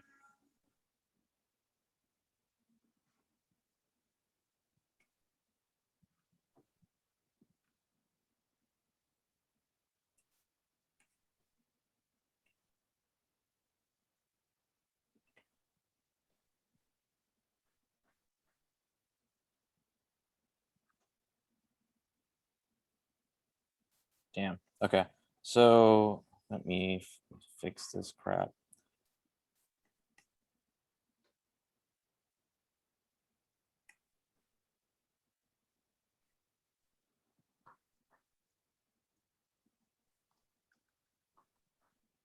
Sorry.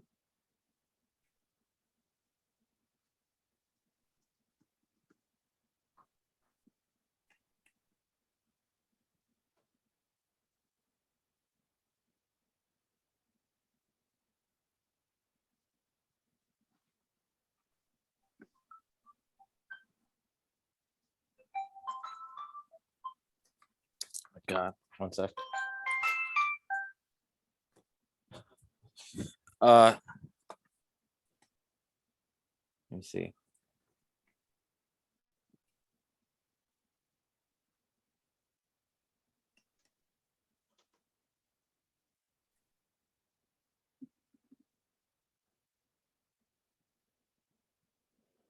Hold on. I saved the Excel thing here. Maybe if I just reinsert it, it'll work. Let me see.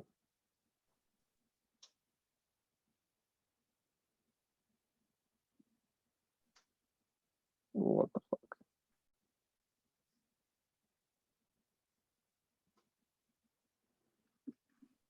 Okay, whatever. I can just put it on back to my live report there. Whatever we write here. So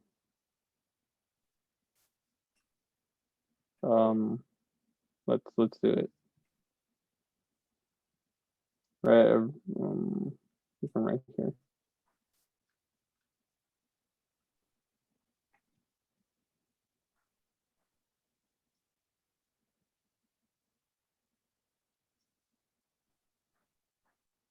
Here, just so it's ordered, I'll get this see on the left.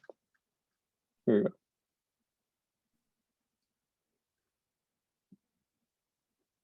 Got it?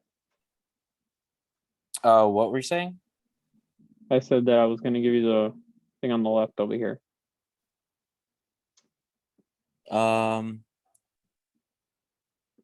Yeah, what about it? No, like, because this looks confusing. So Well, yeah, instead- yeah, that was sorry. I'm just going to copy and paste whatever is written on here into here. Mhm. So I'll fix it. It'll be fine.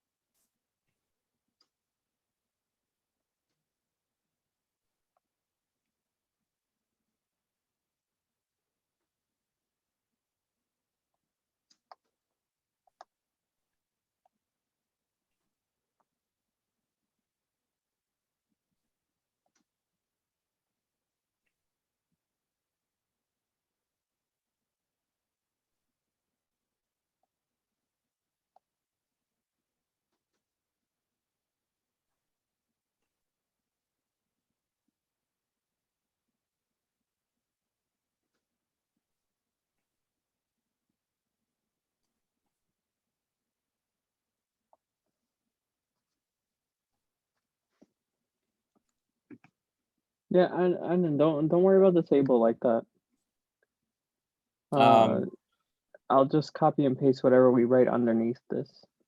Oh no, I fixed it. Okay. The table still exists. It's just that It's not shown. for some reason the table border it isn't It there. doesn't convert. Yeah. It just like the table border is 0. So I just made it 1. But yeah, the reason that I wanted to do this was so here I can damn it.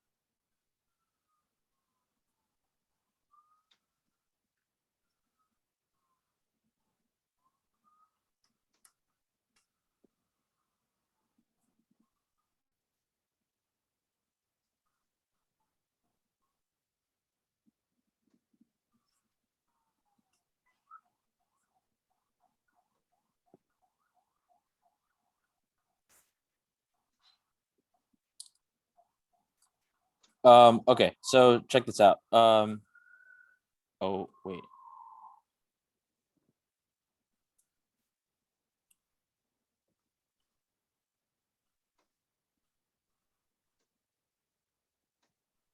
So here we're going to do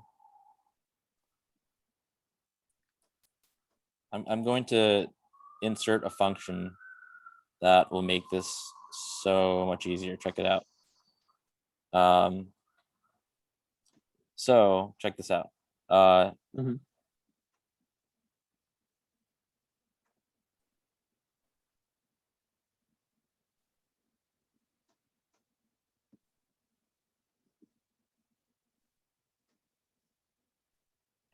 That's rather annoying. Okay. Whatever. What was, okay, it was this, right?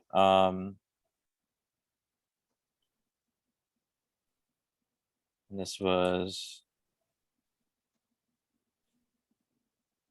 so, check this out. Let's do it like this. Strong, like, like whatever. Part A, right? Strong, whatever, acids, bases, right? Mm-hmm. And then like this stuff. Yeah. I can move basically well, all right, whatever. I was just going to make it so I separated these so we had more room.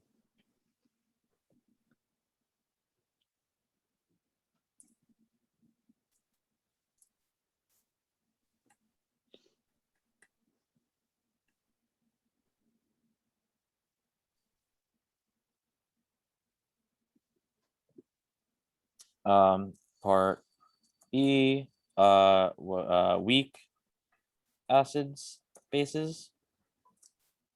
And then this over here, part C, buffers. Then Mhm. after that will be part D, salts. Okay. So now I can, since I brought that over already, I can just delete Delete that. those Like it's columns. whiter, it looks nicer. Table properties, column width, let's make it 0.7. Let's make it even more. How about just 1? Oh wait, I have to do it for all of it. Sorry. Oh, not. Oh, god damn it. Here, I'll fix it.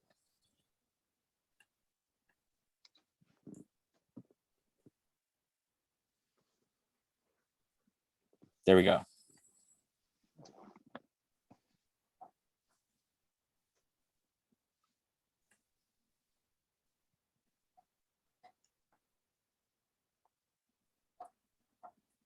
Okay, so basically, all right, I could delete this row over here.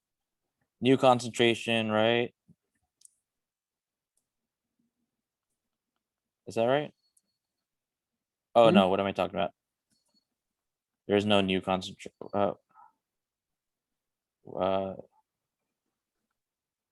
pH. Wait, so, oh, wait, yeah. This concentration was 0.01. And then this was 0.09. This was 0.0099, right? Am I right here? Mm-hmm. Okay. Yeah. There we go. So that looks nice, right? Yeah. Okay. Okay, now all right, now we do it for this crap. So I wanted to just insert like just One make it like equation. an equation. Yeah. But yeah, forget that. So okay, basically you would do I the can actually same. do till 3:45. With like, yeah, something like that. Okay. So yeah, So, we're working faster. So okay, so let's see. So so yeah, do the same thing for the next one, right? Which is it should be kind of like this. I believe because it's 1 ml that you're adding. yeah, so it'll be the same thing.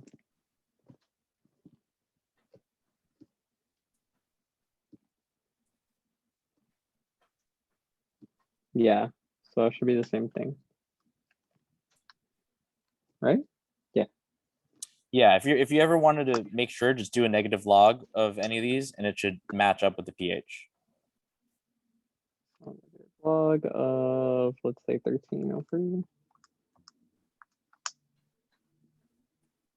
And it adds to 1.11. Oh, I'm sorry. What did you say? Negative log of any of the NaOH numbers? Of the concentration for them. So like negative log of oh, well, you know what? Yeah, do the negative log of like 0.01.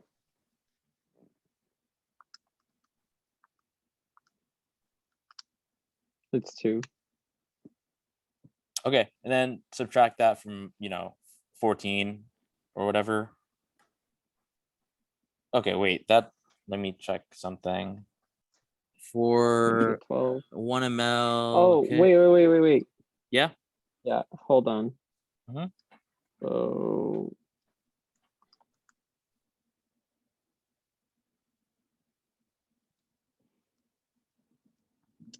should do the logarithm of 13.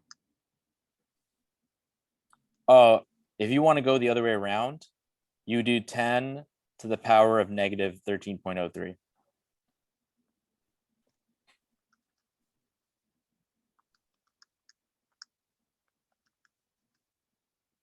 $9.33. What's up? 9.33.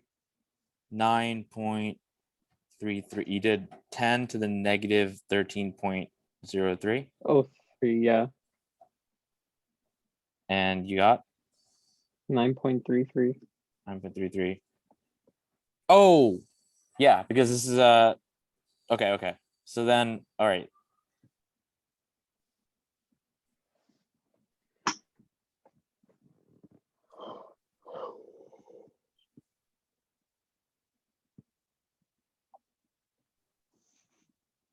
Solution. I can help there.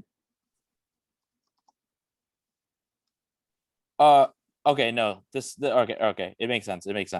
They're slightly off just because of the values that you're given are from supposedly the pH probe, so that's going to be in your discussion essentially. Yeah. Okay, so now let's work on this part. Let me make sure that it's the same protocol. So you start off with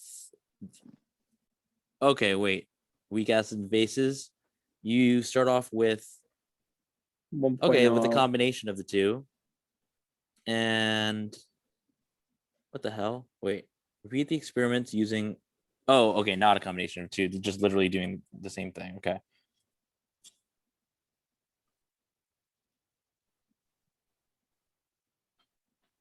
So basically it should whoops. It would still be 0.01, 0.099. Wait, but it's 1.00 What's up? It's 1.00 molar, not 0.1. I mean 0.100. So wouldn't you just take a 0 away? So just be 0.1 and then 0.99 then 0.099. Oh yeah, sorry, my bad. You're right. Yep, you're right. Okay. And then same thing here. Same thing. Nice catch. Okay, so now that's the same thing done there. So now for buffers, what do we do here? All right, let's see. So Okay. for buffers, you do the same crap as before. Now, wait. Okay. Now remove 1 ml from the third tube. Okay. So that all 3 test tubes contain the same volume of buffer solution. Measure the pH. That's what we have. And then add 2 mLs. Okay, now this is different. 2 mLs of 0.1 to each solution. Okay. So basically do 0.1 times 0.002. You should get 0.0002, I believe. 0.1 times 0.002? Yeah. I got 2E4. -4. Which is 0.0002, right? Yeah. Okay. Mhm. So here, let me go back to that. So so let me add, column to the left, row below, pH, new constant, whatever, concentration. Okay, so this starts off with how many, let's see, work with a buffer solution 1, okay, and 1, okay, remove 1 ml from the third tube so that all same volume of buffer solution.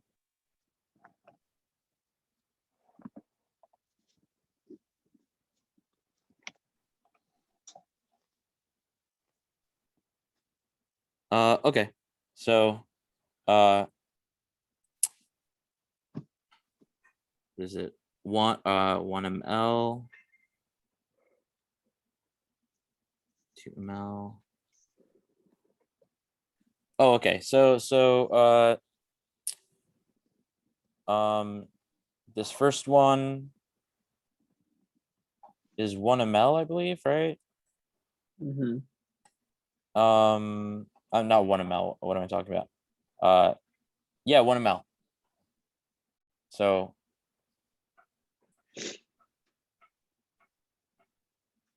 same new concentrations. Yes. So okay, before adding, okay, so first dilution is when you add, let me see something.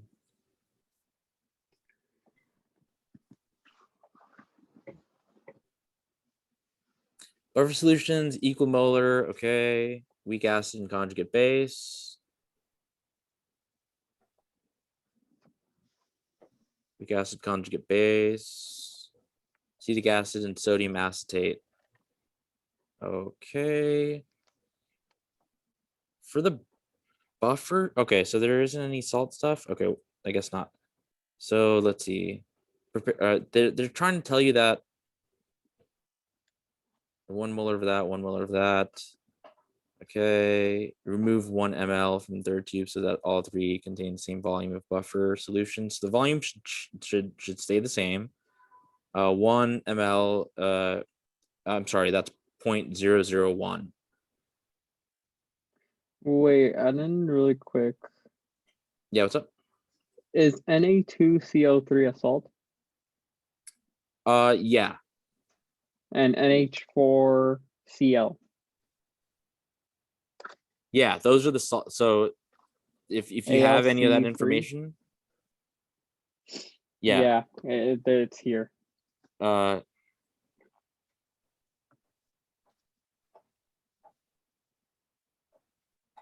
well, the salt part is different. I'm just wondering if there's any information in that spreadsheet thing. Yeah. Hold on. Oh shit. No. Sorry. Let me just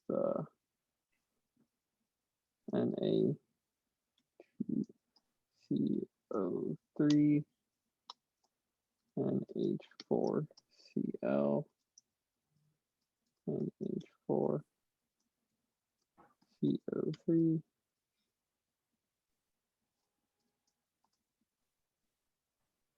and then AlCl3.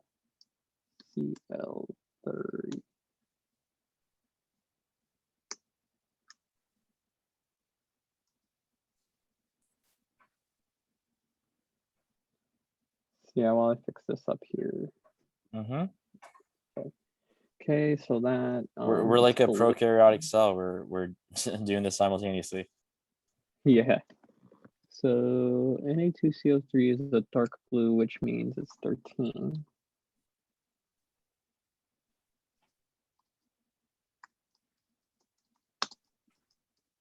pH 13.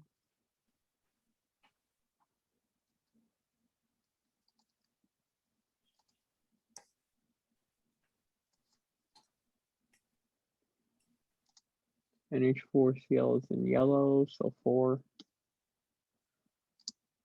pH of green is dark green, so it's 8.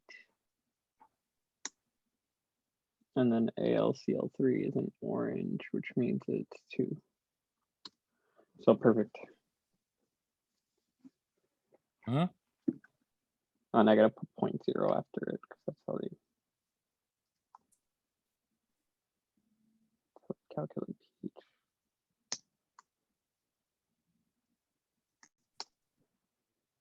So perfect.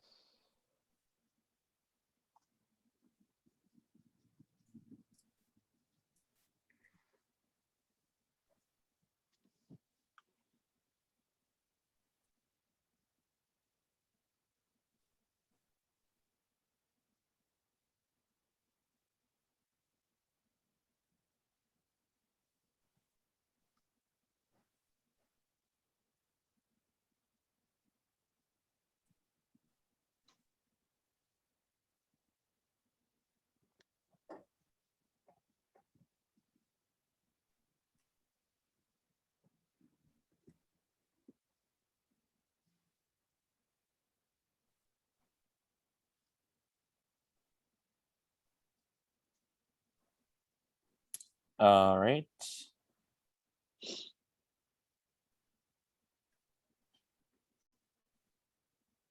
How do you subscript here?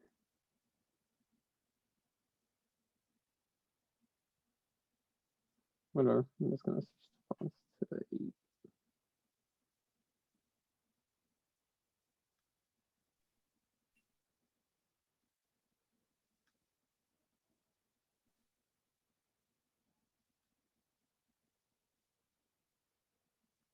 That's not many numbers.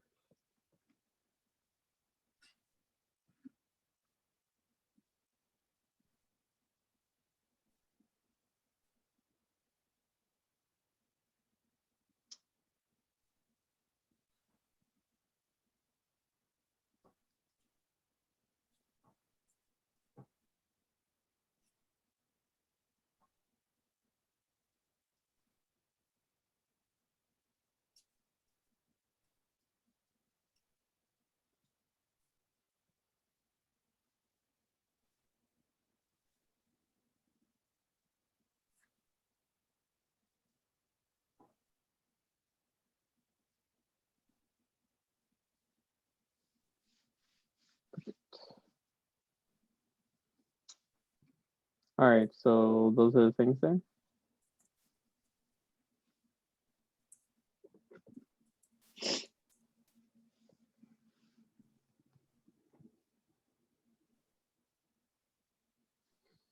So I'm not understanding where's gonna be the difference here. I was trying to look at something about formulas. What were you saying? Like, because they're supposed to be finding like the new changes. Are you asking about the buffers? Yeah, Yeah. because the So first two were just finding the new concentrations, right? yeah. So as you dilute, the buffer, right? Yeah, Mhm. the concentration, whatever, decreases, and it doesn't really change it too much. When you add the HCl,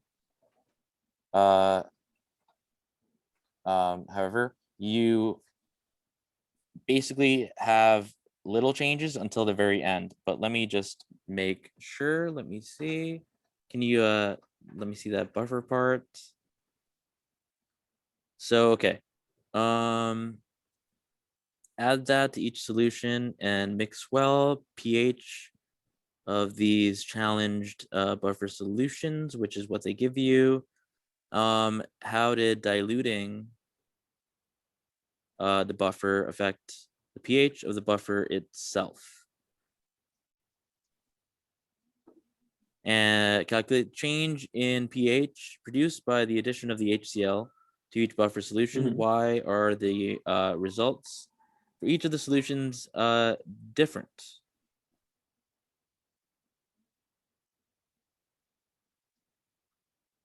We can answer those questions, like at the end or whatever, or whenever you want. Yeah. But basically what you're seeing here is that the pH of a buffer isn't really, easily changed, right? Mm-hmm. And then when you add the HCl, it still doesn't really change until it does. And that's what a buffer does. Like it basically makes it kind of like flat. Like if you think about a titration. Okay.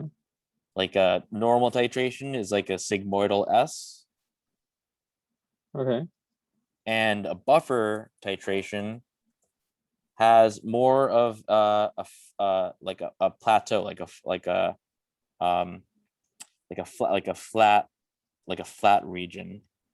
So here, I'll just quickly throw this in. You could just delete it right after, but it'll give you an idea.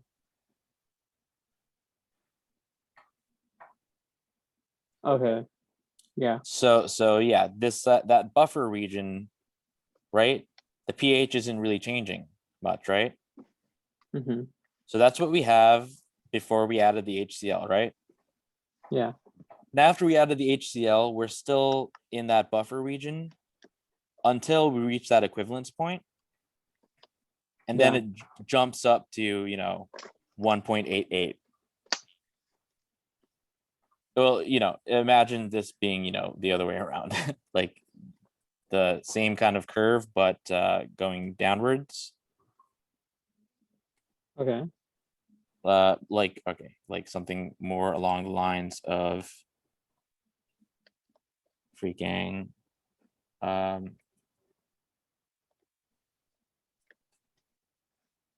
what the hell? Okay, here,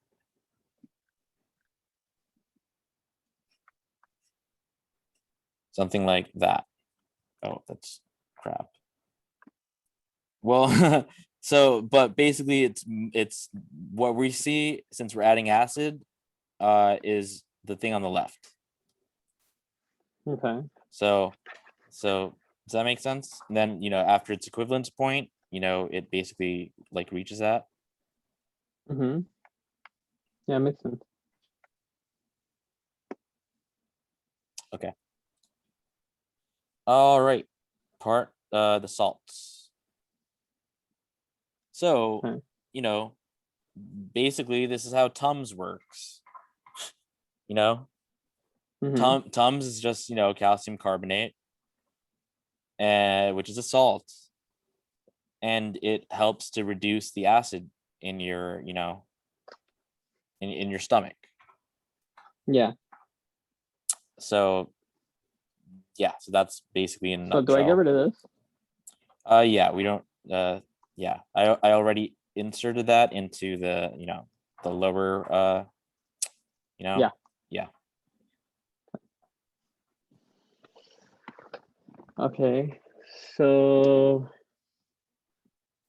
Okay, let's see. So let's see. Okay. Blah blah blah. wait, Okay. no, this pH is 7. Okay, we don't have to do any like math here. We just have to. So it says mix the solution, dissolve it. Wait, sorry. Okay, water plus the ionic compound, right? And then just then make like what it turns into, and then decide which ion is reacting with the water to change the pH from like a 7. Okay.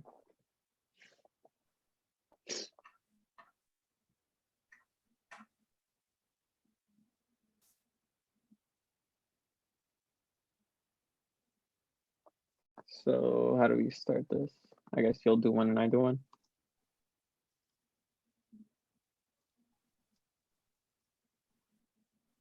You say you're adding water, right? Yeah. So water plus whatever the thing is. And it's for solutions who aren't 7. So we do it for Na2CO3, NH4Cl, and then AlCl3. Correct. Okay. So now, so I have it like this, H2O plus that, Mm-hmm. and then I can go like this. Yep. Turns into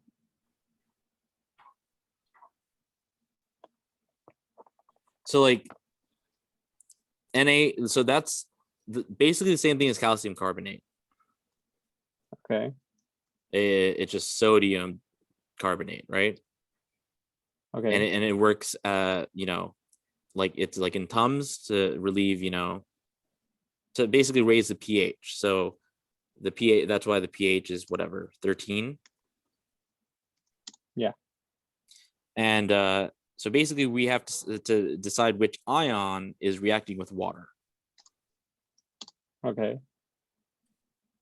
So okay, for that first one here, let me help you out. Okay, so this first one over here, we basically have like, I don't know if we have to write the sodium part, but that doesn't really matter. But basically we'll have the carbonate ion, which is 2 minus. Mm-hmm. And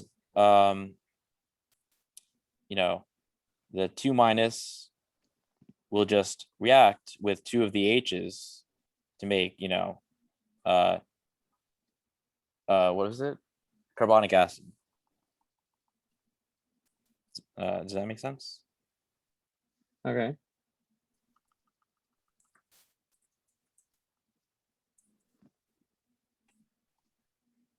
CO3.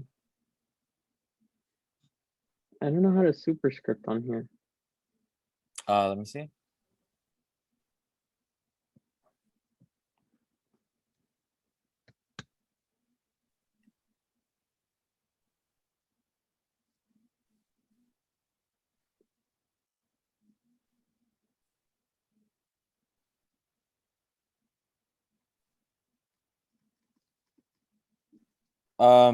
It's a command period.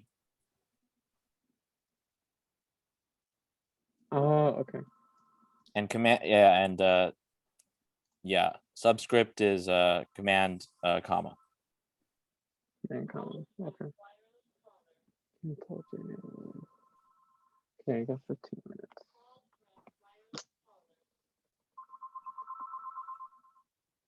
Okay, so then it just turns into carbonate. So okay, check this out. So here, this thing over here already dissolves. So it's better to put this guy over here, right? Mm-hmm.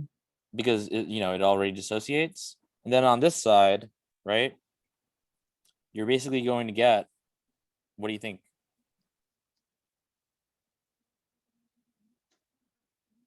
That. No. That salt part, the sodium is a spectator ion. You're going to get you're going to get basically OH minus plus H here, OH minus plus, whoops,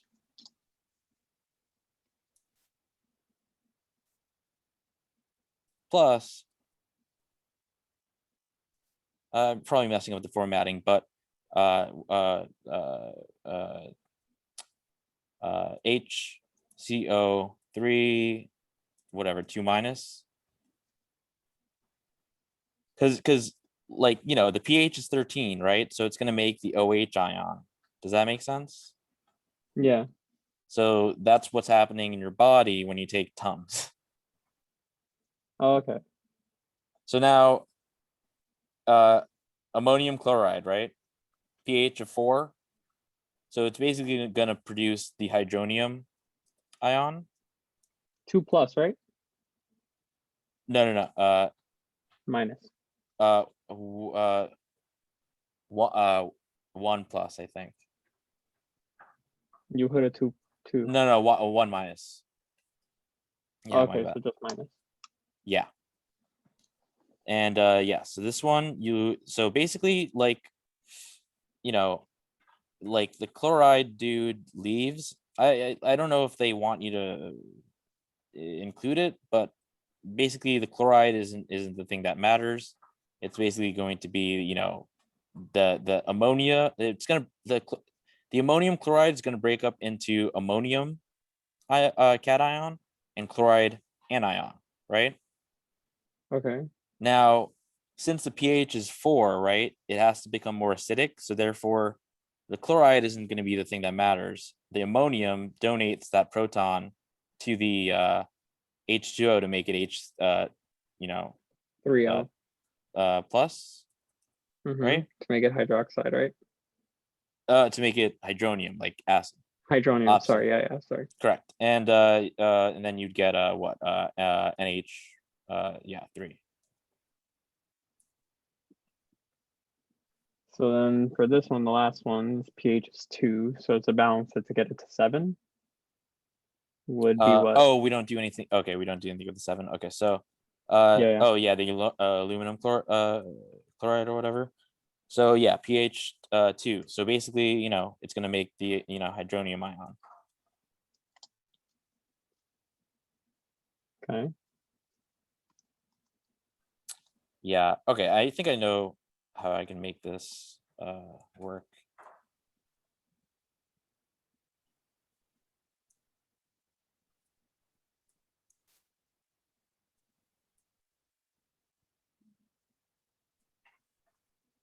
Like that.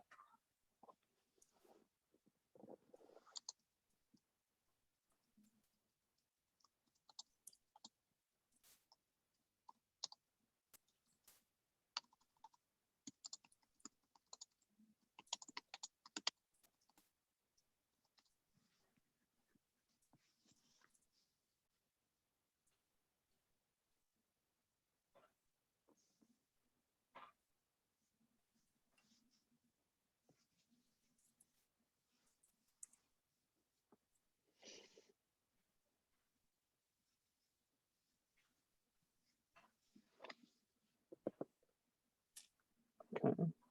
All right. That last one is a little tricky.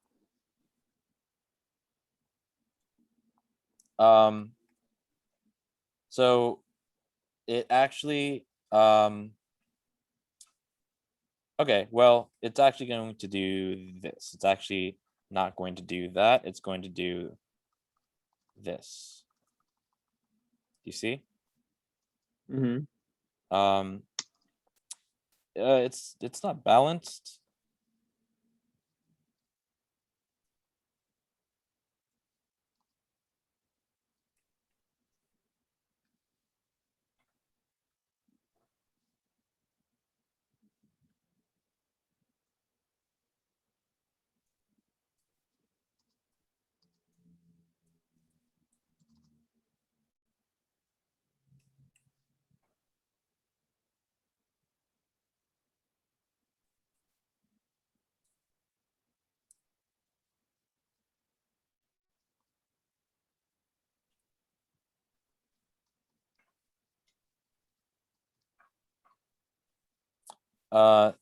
So this stuff makes sense? Yeah. All right, cool. So next is discussion. Your dumb friend says that the pH of the solution of a strong acid must be lower than the pH of a solution of a weak acid. Explain why your dumb friend's statement is incorrect. Use 2 of the pH measurements that you made to prove that statement is false. What are your thoughts?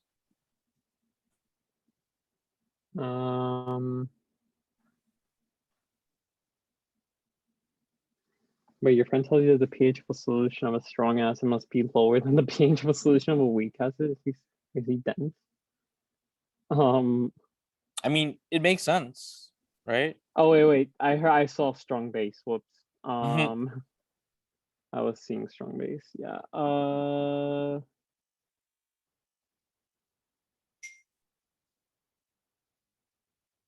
So basically, mm, this is a strong acid. Do you see what I'm highlighting? where are you? Yeah. 2.99 pH, right? Mm-hmm. This is a weak acid, 2.37, lower pH, right? Mm-hmm. So difference is, this is a higher concentration and this is a lower concentration that's been diluted.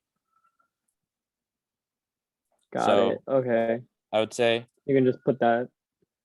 These can be like one sentence answers, two sentences. okay. And then you could use the exact measurements and stuff, but I would basically say that the pH of a solution is based on its concentration, which can be diluted to basically result or diluted to produce a higher pH as seen in the strong acid HCl, Mm-hmm. whose pH was 2.99 after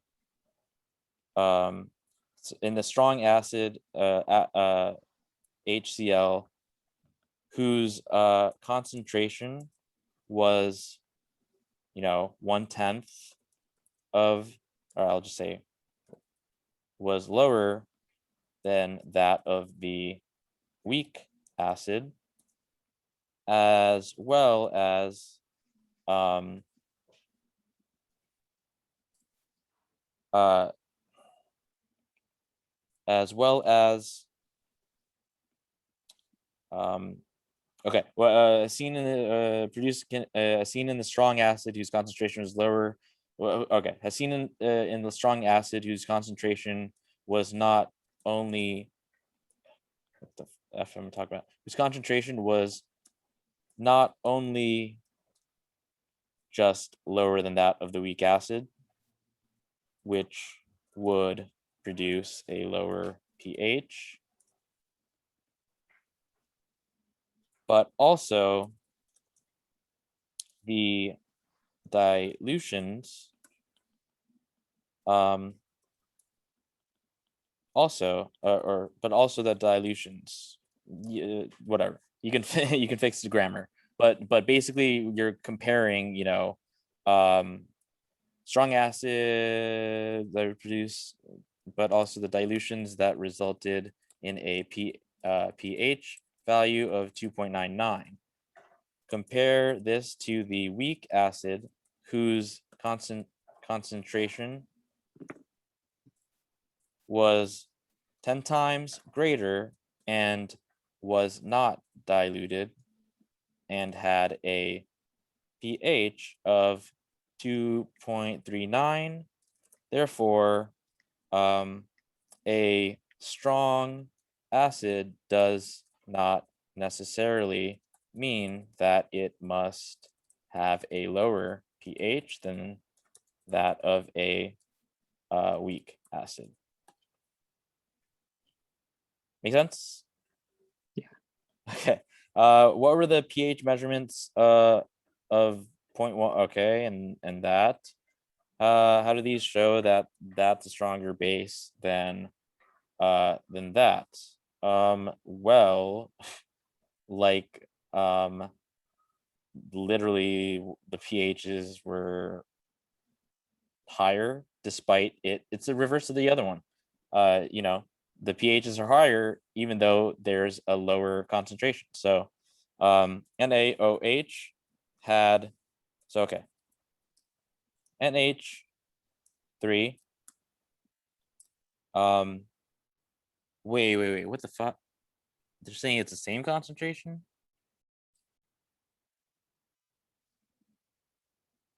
Oh, okay, I see.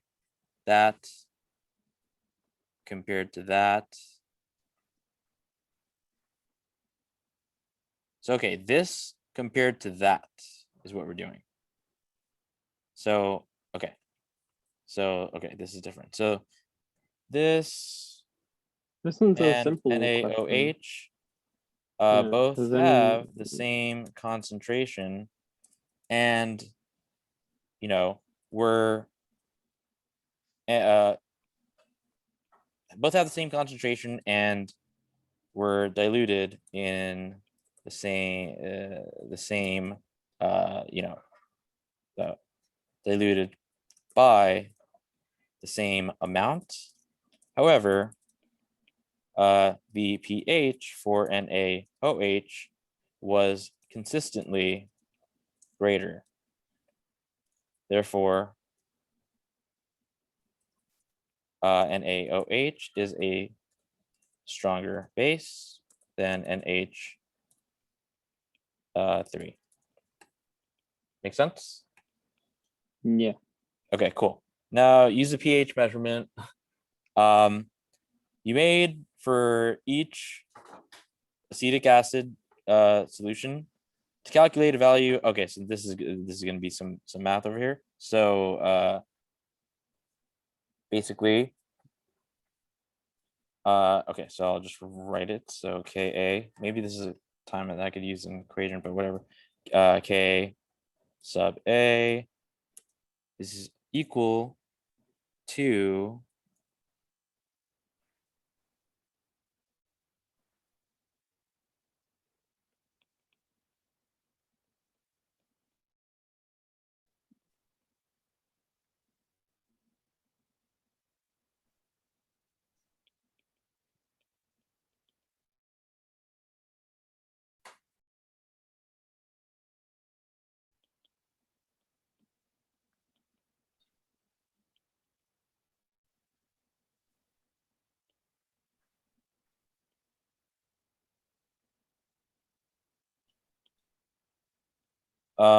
you know, it's in your thing. I'll just write it.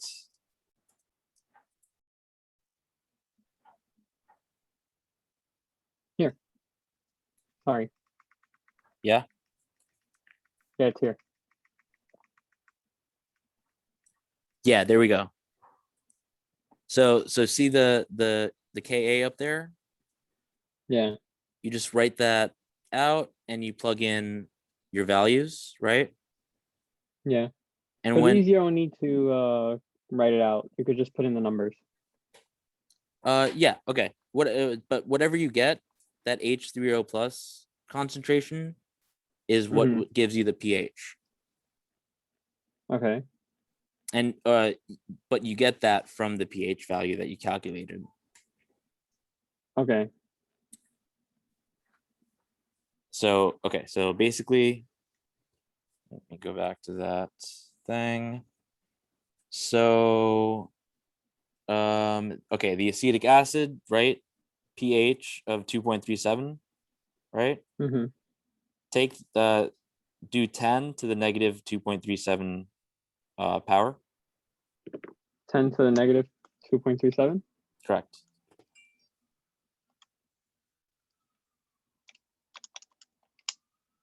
I mean 0.0042. So that's the you know, the hydronium concentration. Okay. So in that Ka equation, that's what you plug in for the H3O plus concentration. Okay. And you know, Wait, the quick other question. We stuff. started like 1:15, right? Yeah, are you out of time? No. I'm just finishing up here really quick with the mini quiz. I'm like literally about to finish. Oh yeah, we could work on that. Huh? We could work on that. Yeah. Okay, Literally gonna finish in like another 2 minutes here. got it.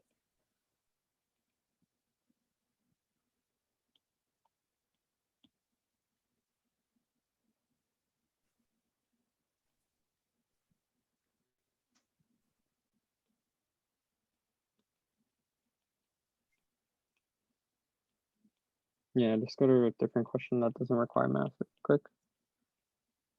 Um,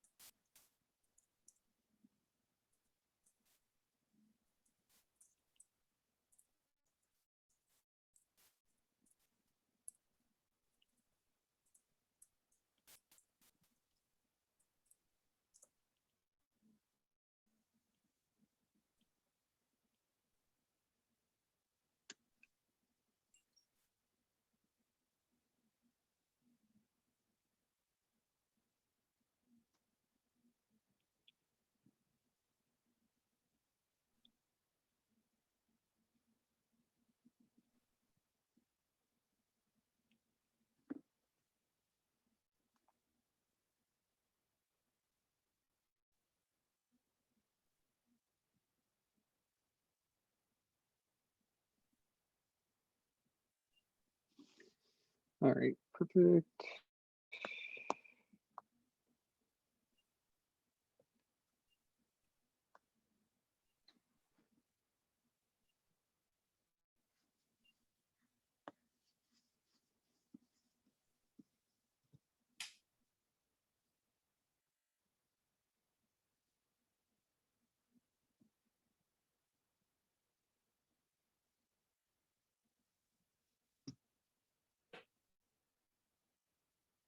All right, so what's the next data set to put in? I'm just answering the rest of the questions, but you should do that Ka one right here. Okay.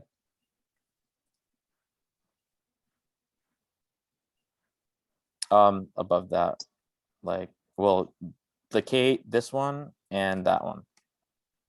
Yeah, I got it. Okay.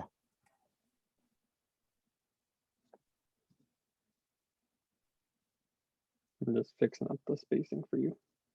Uh-huh. So you have everything compacted. All right, there you go. You're good, you're good. Uh-huh. I'll do the K one in just a second. Okay.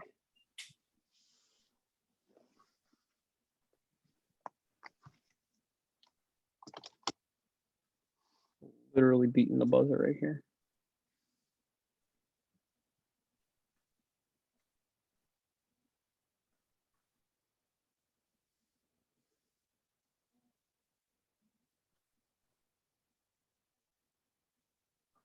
Good.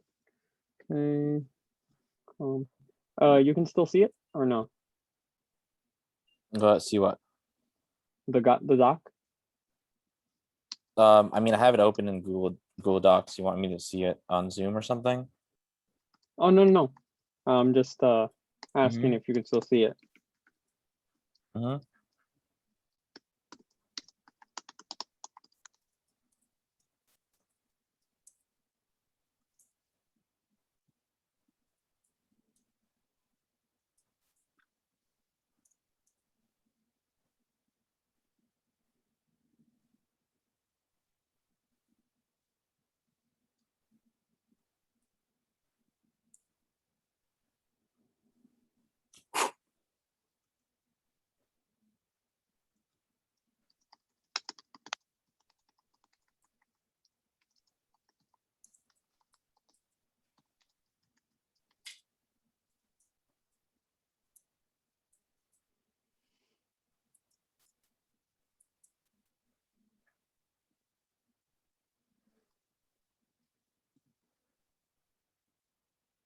Wait.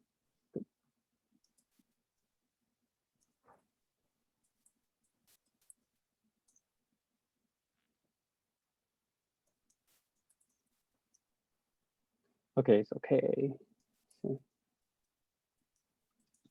So for Ka, the concentration over here of 0.0044, 0.0042 for hydronium. Well, the value that you got by taking that pH and doing 10 to the negative power of that pH is going to give you your hydronium concentration. I did And that 10 to negative 2.37. Yeah, and then just use, you know, the whatever concentrations that you got for the you know, for the acetic acid and acetate. It'll be the Okay. same.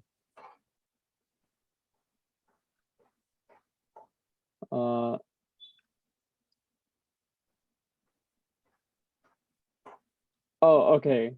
So that's the answer like this. Can you look over here to the thing? Yeah, yeah.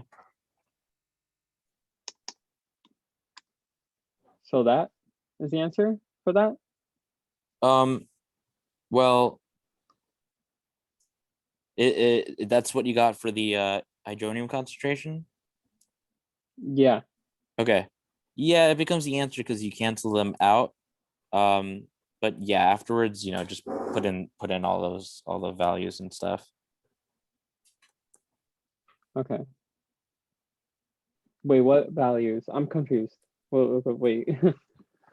Um oh no, just I by values I mean that equation, like you write it out completely, the Ka stuff. Yeah. Like, you know. But yeah, that's your answer. Maybe you don't even have to write it out. Okay. So that's my answer. And then the next thing I can put down is what? pKa. So basically you take the negative log of that. I take the negative log of this answer? Anytime there's a P in front of it, you take a negative log. If it's pH, negative log, POH, negative log, right? Okay. So pKa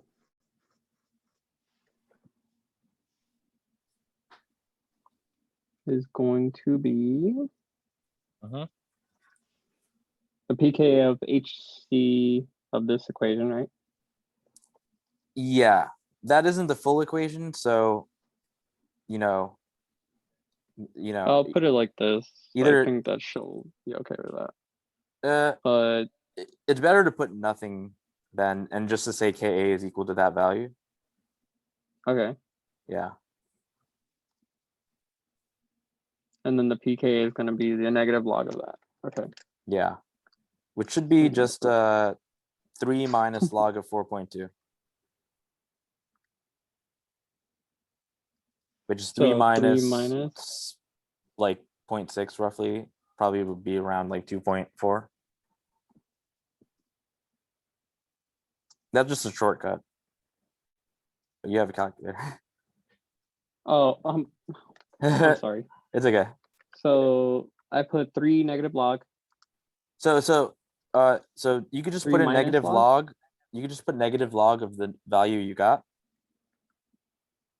Okay.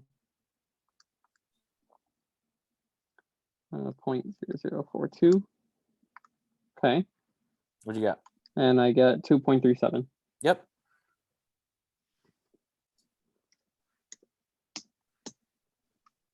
And that's it. Are all 3 of the pK values you calculated similar? What? Oh, we have to do it for each of them. That's annoying. For each of? Yeah, each of the, because the pH changes as we dilute it. Okay. Got it. So we did Ka like, what again? So yeah, just that's basically just negative log of I'm sorry, 10 to the negative power of the pH. Okay.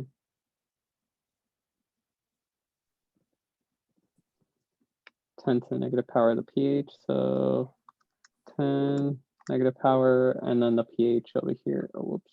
Wrong way is 2.9. 0.90, whatever. So I get 0.001. Mm-hmm.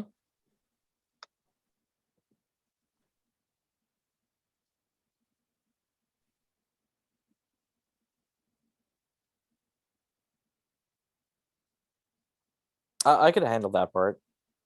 Just yeah, do the calculations. I'll make it look nice. Okay. And like a table and stuff.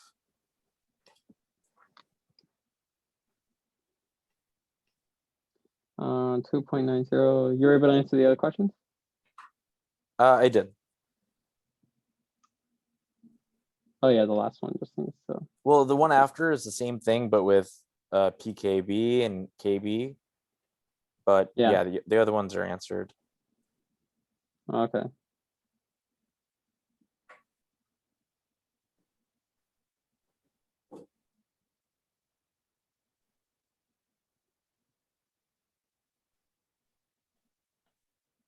Oh, and there's KB and PKB for NH3. Shit. Okay. Fine. Yeah, it's the same thing, but you use OH.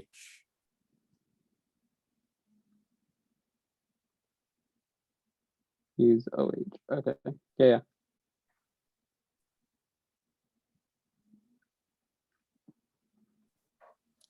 Oh, and by the way, for these, you know, you're using different, you know, they're not going to be all the same, right?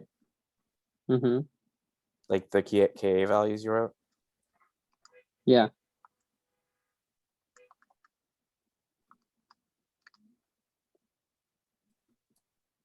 Oh, okay. Whoops. Negative log. 0.0012. Whoops. And I get 2.92. So same thing. Roughly. Perfect.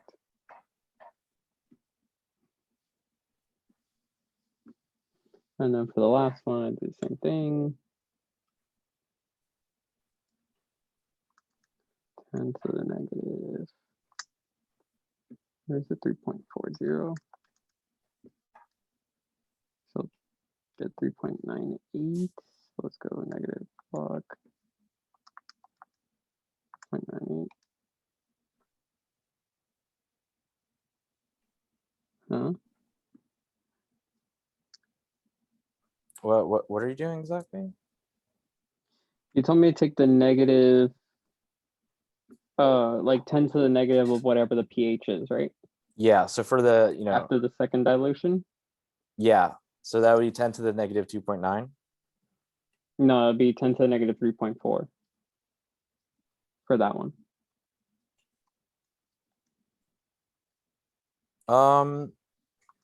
It's we're looking at this right here. I highlighted it. I already did the math for it. It's the thing. Oh, where are you? Which one I are just you have on to right fill now? it in. I'm on the third one. Second dilution.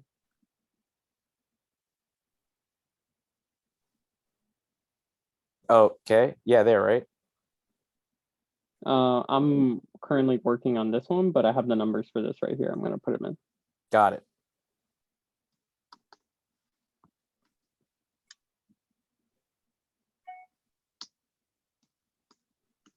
So, Mm-hmm. and then this one, I get 3.981. So You did 10 to the negative 3.4. yeah, to the negative 3.4. What do you got? 3.98. It's probably E negative something. Yeah, with E Yeah, negative 4. yeah. So that's 0.000 whatever you got. 0.000398. Mm-hmm. And then you take the negative log of that.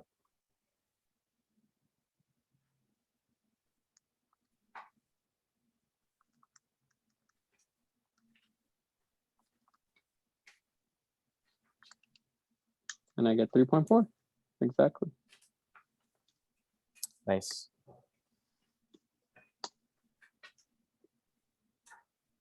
So now we can just take this out. Perfect.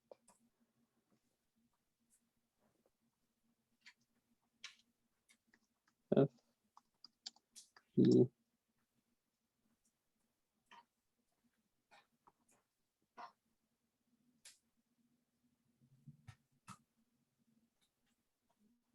values are all similar.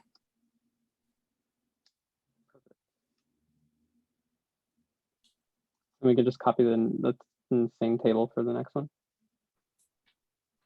Well, I mean, they're not very similar though. What? All right, whatever. Oh. They're similar. No. All right. And now we just do the same thing for the KBs. For the ammonia. Mm-hmm. So Are they similar? I mean, I think anything under 0.5 is supposed to be similar, right? Yeah, they're similar. Yeah. Okay. So KB now is going to be for NaOH, right? NH3. NH3. Oh, yeah, okay. Weak bases. Yeah. So I'm going to tell you the numbers. Can you input them as I say? So how to do it? Yeah, 10 to the negative 11.63. So okay, close, but since they're bases now, you're using the OH minus concentration.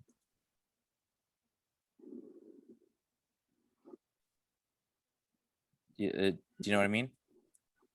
No. Okay, so okay, whatever you get, you would basically. So all right, on your screen, you see on the left where it says KB, the equation for that. You see how it's OH minus concentration instead of hydronium. Yeah. So that's what we're gonna have to get. Since we have pH, that's just from the hydronium. I'm sorry, yeah, from the hydronium. So basically, what you have to do is you have to do 10 to the negative POH. Oh. Okay, so then how would I input it? You could just do 14 minus 11.63. I get 2.37. Yeah, that's a POH. And then you do 10 to the negative, power of that. I get 0.0042.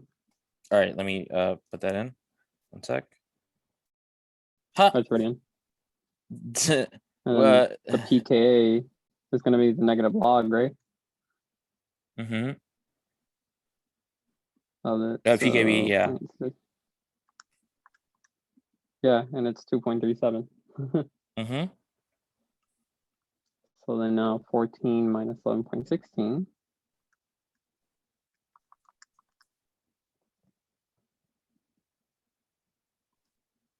is 2.84. So change that. Oh wait, no, don't change that. Wait, I gotta do. Okay. 0.0014. Okay, it is slightly different. Okay, I was gonna think it was gonna be exactly the same, but it's fine. All right.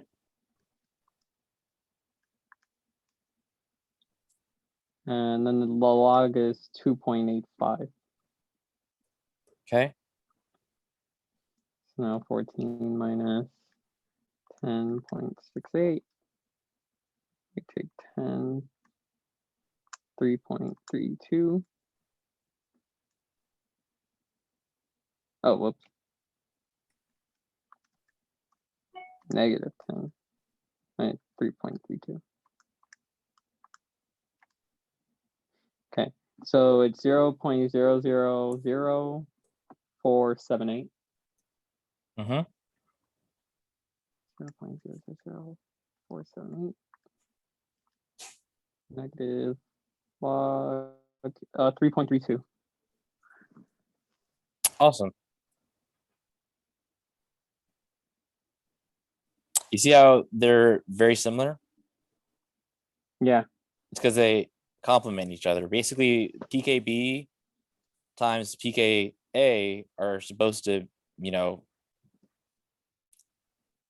be, well, okay. They're the whatever. We could talk about that later. Yeah. Okay. So now the last question here, which is the examine the pH of the solutions. You said all it takes is 1 CO3 2 minus to neutralize NH4 plus. Therefore, the CO3 2 minus is a stronger base then. Oh yeah. Then what? You know, the ammonia, ammonium, the NH Okay. 4 plus.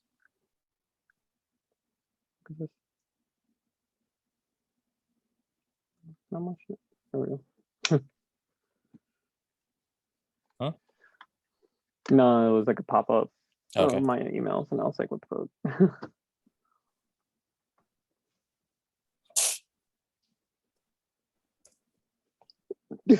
Was that a heart? Yeah, it shows up on the Mac thing. Yeah, I know. It's weird. Don't worry, I have it too. Mm-hmm. Yeah. The last question, you know, is wait. What the hell? Oh no. All right, no, it's still right, but I'm just gonna fix something.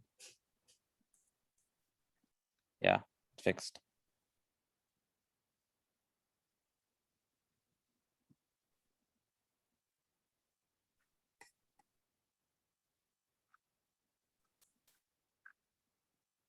Yeah, we're all good here with that.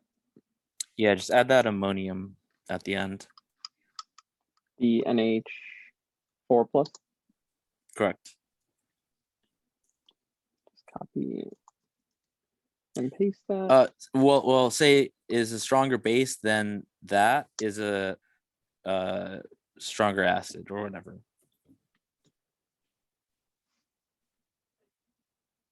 Whatever. I'll just type it. Oh, like 2 more minutes. 11? I got it. Yep. Okay, perfect. So conclusion, I can write. What do you think I should put for the discussion? There was a lot of questions in the discussion, so I think like it got taken up a lot. So what should I put as just like the result? Oh, let me check it out. Yeah, because a lot of the questions answered a lot of it, so I don't think it needs to be. All right, I'll do the discussion questions. You do the conclusion. Yeah, I'll do the conclusion. Wait, this discussion is that? Oh, okay. Wait, oh, we did that. We did the discussion questions. Yeah. Questions are done. That's not an issue. Yeah, I just saw So one. I'll do the conclusion. I just saw one once you write for. the. Yep. And then once you write the what do you call it, discussion, I can do the abstract myself. And we can end our session. What would we write for the discussion again? Discussions basically just like reiterate results and like what error could have happened. Ah, I got it. Yeah, and in this case, well, you know, the pH probe. Yeah, we've answered a lot. So pretty much you could just put in like 3 sentences basically with reiterating results, and then yeah, could be like 3 sentences. You're good. Since it was a longer discussion. Question. I used we again. All right. Yeah. Yeah, I'm changing it. Okay, so the investigation of the effects of dilution on the pHs of acids of strong acids, bases, weak acids, bases, buffers, and salts were examined and provided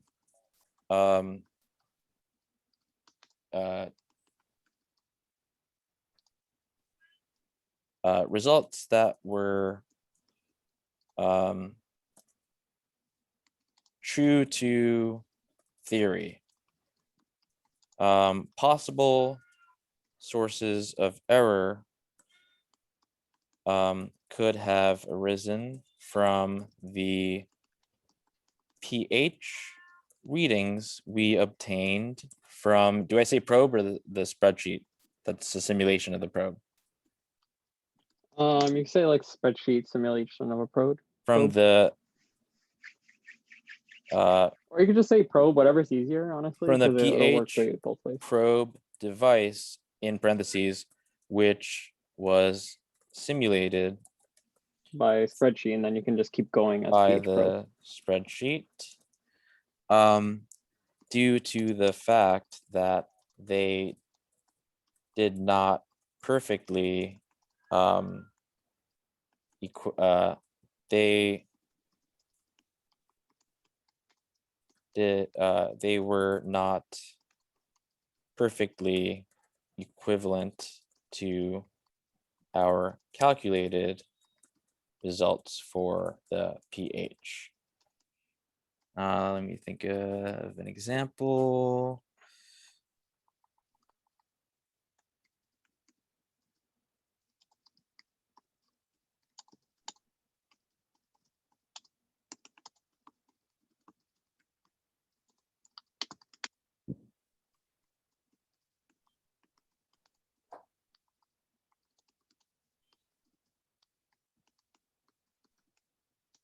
There we go. That was good. It's short and sweet. You said this lab was conducted in order to know how to calculate pH and see the difference between them and acids. And so say the difference between them and acid, salt, bases, buffers as we dilute them, as we alter the dilution. As they were altered in dilution. Okay, performed again, the same techniques as yielded great results. This lab helped understand the overall goal, which is to observe, analyze, and deduce differences and similarities in the aforementioned.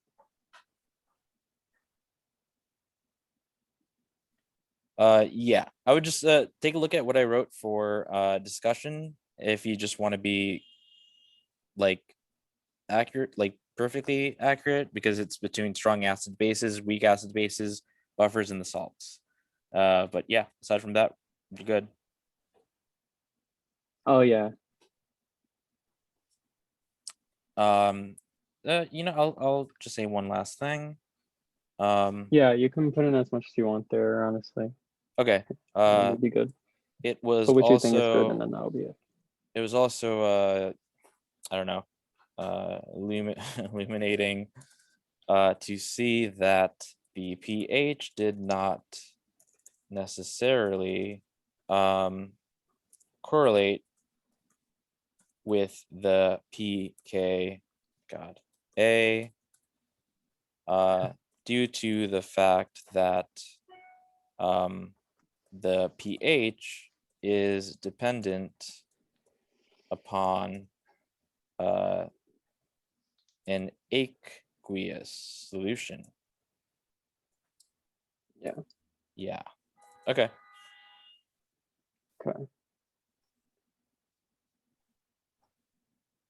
Yeah, that should be it. Just make double check the math part. Yeah. Yeah. Oh yeah, we for should the be abstract, good. Yeah, for the abstract, I just put what? Abstract. Yeah. So what do you write for the abstract?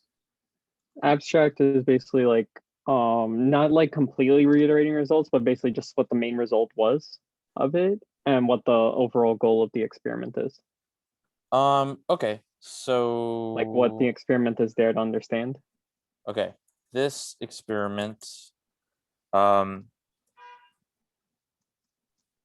rather, the purpose of this experiment is to was to examine the alterations in measurable quantities like pH, uh, pH, what the hell else? Concentration. pH. I'll just say the purpose of this experiment was to examine the alterations in measurable quantities like pH as we diluted not our as we diluted particular samples, which showed us, what's a better word for that, which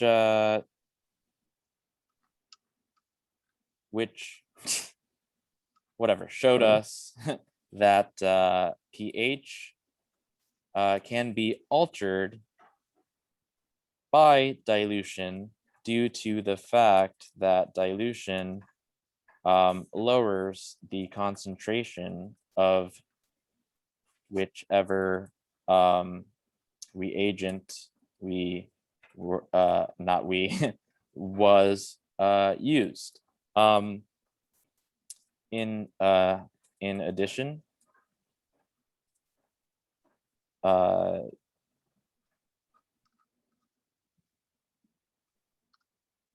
In addition, pKa and pKb. What are you on? In addition, Oh, no, I'm gonna pKa and justify it. pK. Sorry. Oh yeah, good. All right. pKa and pKb were also investigated and were determined to be consistent despite changes in concentration through dilution. So like the point of it, so okay, this led to the understanding that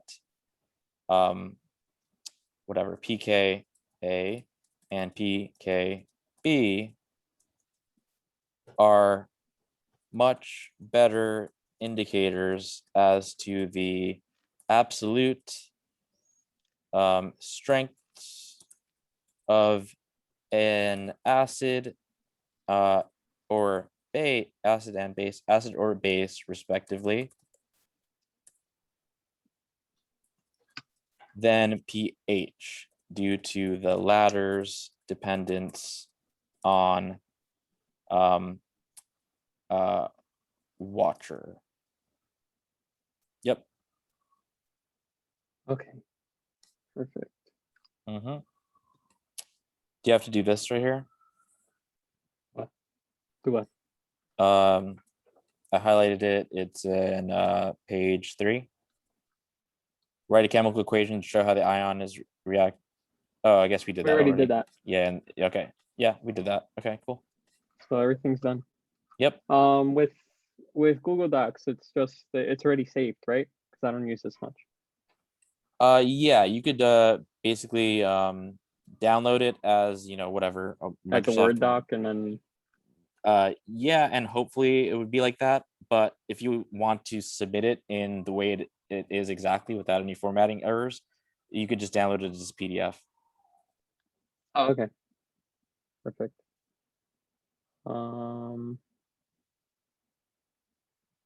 Well, I'll attach both for her, because Okay. I don't know if she like wants us to not put it as a PDF because you can't make edits on it. Mm-hmm. But Yeah. at the same time, it'll be good because then she'll have both versions. Yeah, because if you do it as a Word doc, it may mess up the formatting. But you can test that yourself. Acid lab report. All right. Let me just test it. It says docx, right? Not just save this acid lab report. Yeah. And then I'll have the PDF of it too. Oh, it looks like, yeah, it seems like the formatting was saved. Yeah. Yeah.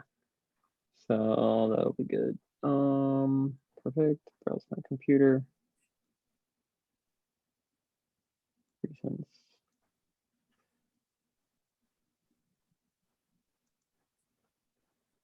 docx. And then report docx. PDF. Where's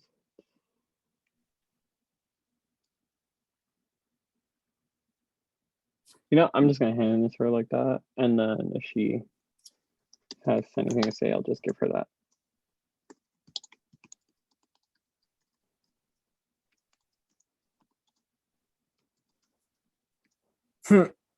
Stay safe.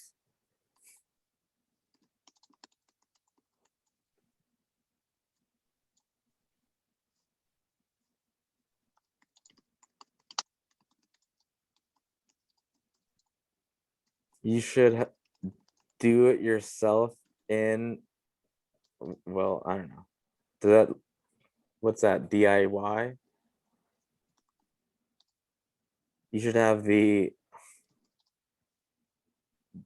okay. I said, It's just the finally name got it to you, comma, should have the DIY lab in by the end of the week. Oh, it's just a name of a different, okay. Yeah. All right. Yeah. All right, man. Thank you. Yep. Need help with that one. That one was hard Mm-hmm. for me. Yeah. See if I'll hit you up if anything with the DIY report later this week. Mm-hmm. But are you able to make like Zelle payments or anything like that? Yeah. I'll ask my mom. I'll get you it by probably tomorrow or something. All right, cool. Yeah, the end of the week. I'll yeah. let you know. Anything else? That's it. All right, dude. Yeah. Got 3 hours for last week and then 3 hours this week. So I'll pay you. Yeah. Yeah. I'll let you know which one I end up paying you first, and then we'll keep going. Okay. All right. Yeah, Take care, sorry, dude. that's like a little weird. All right. Yeah. All right. Have a good one. All right, you too. All right. Later.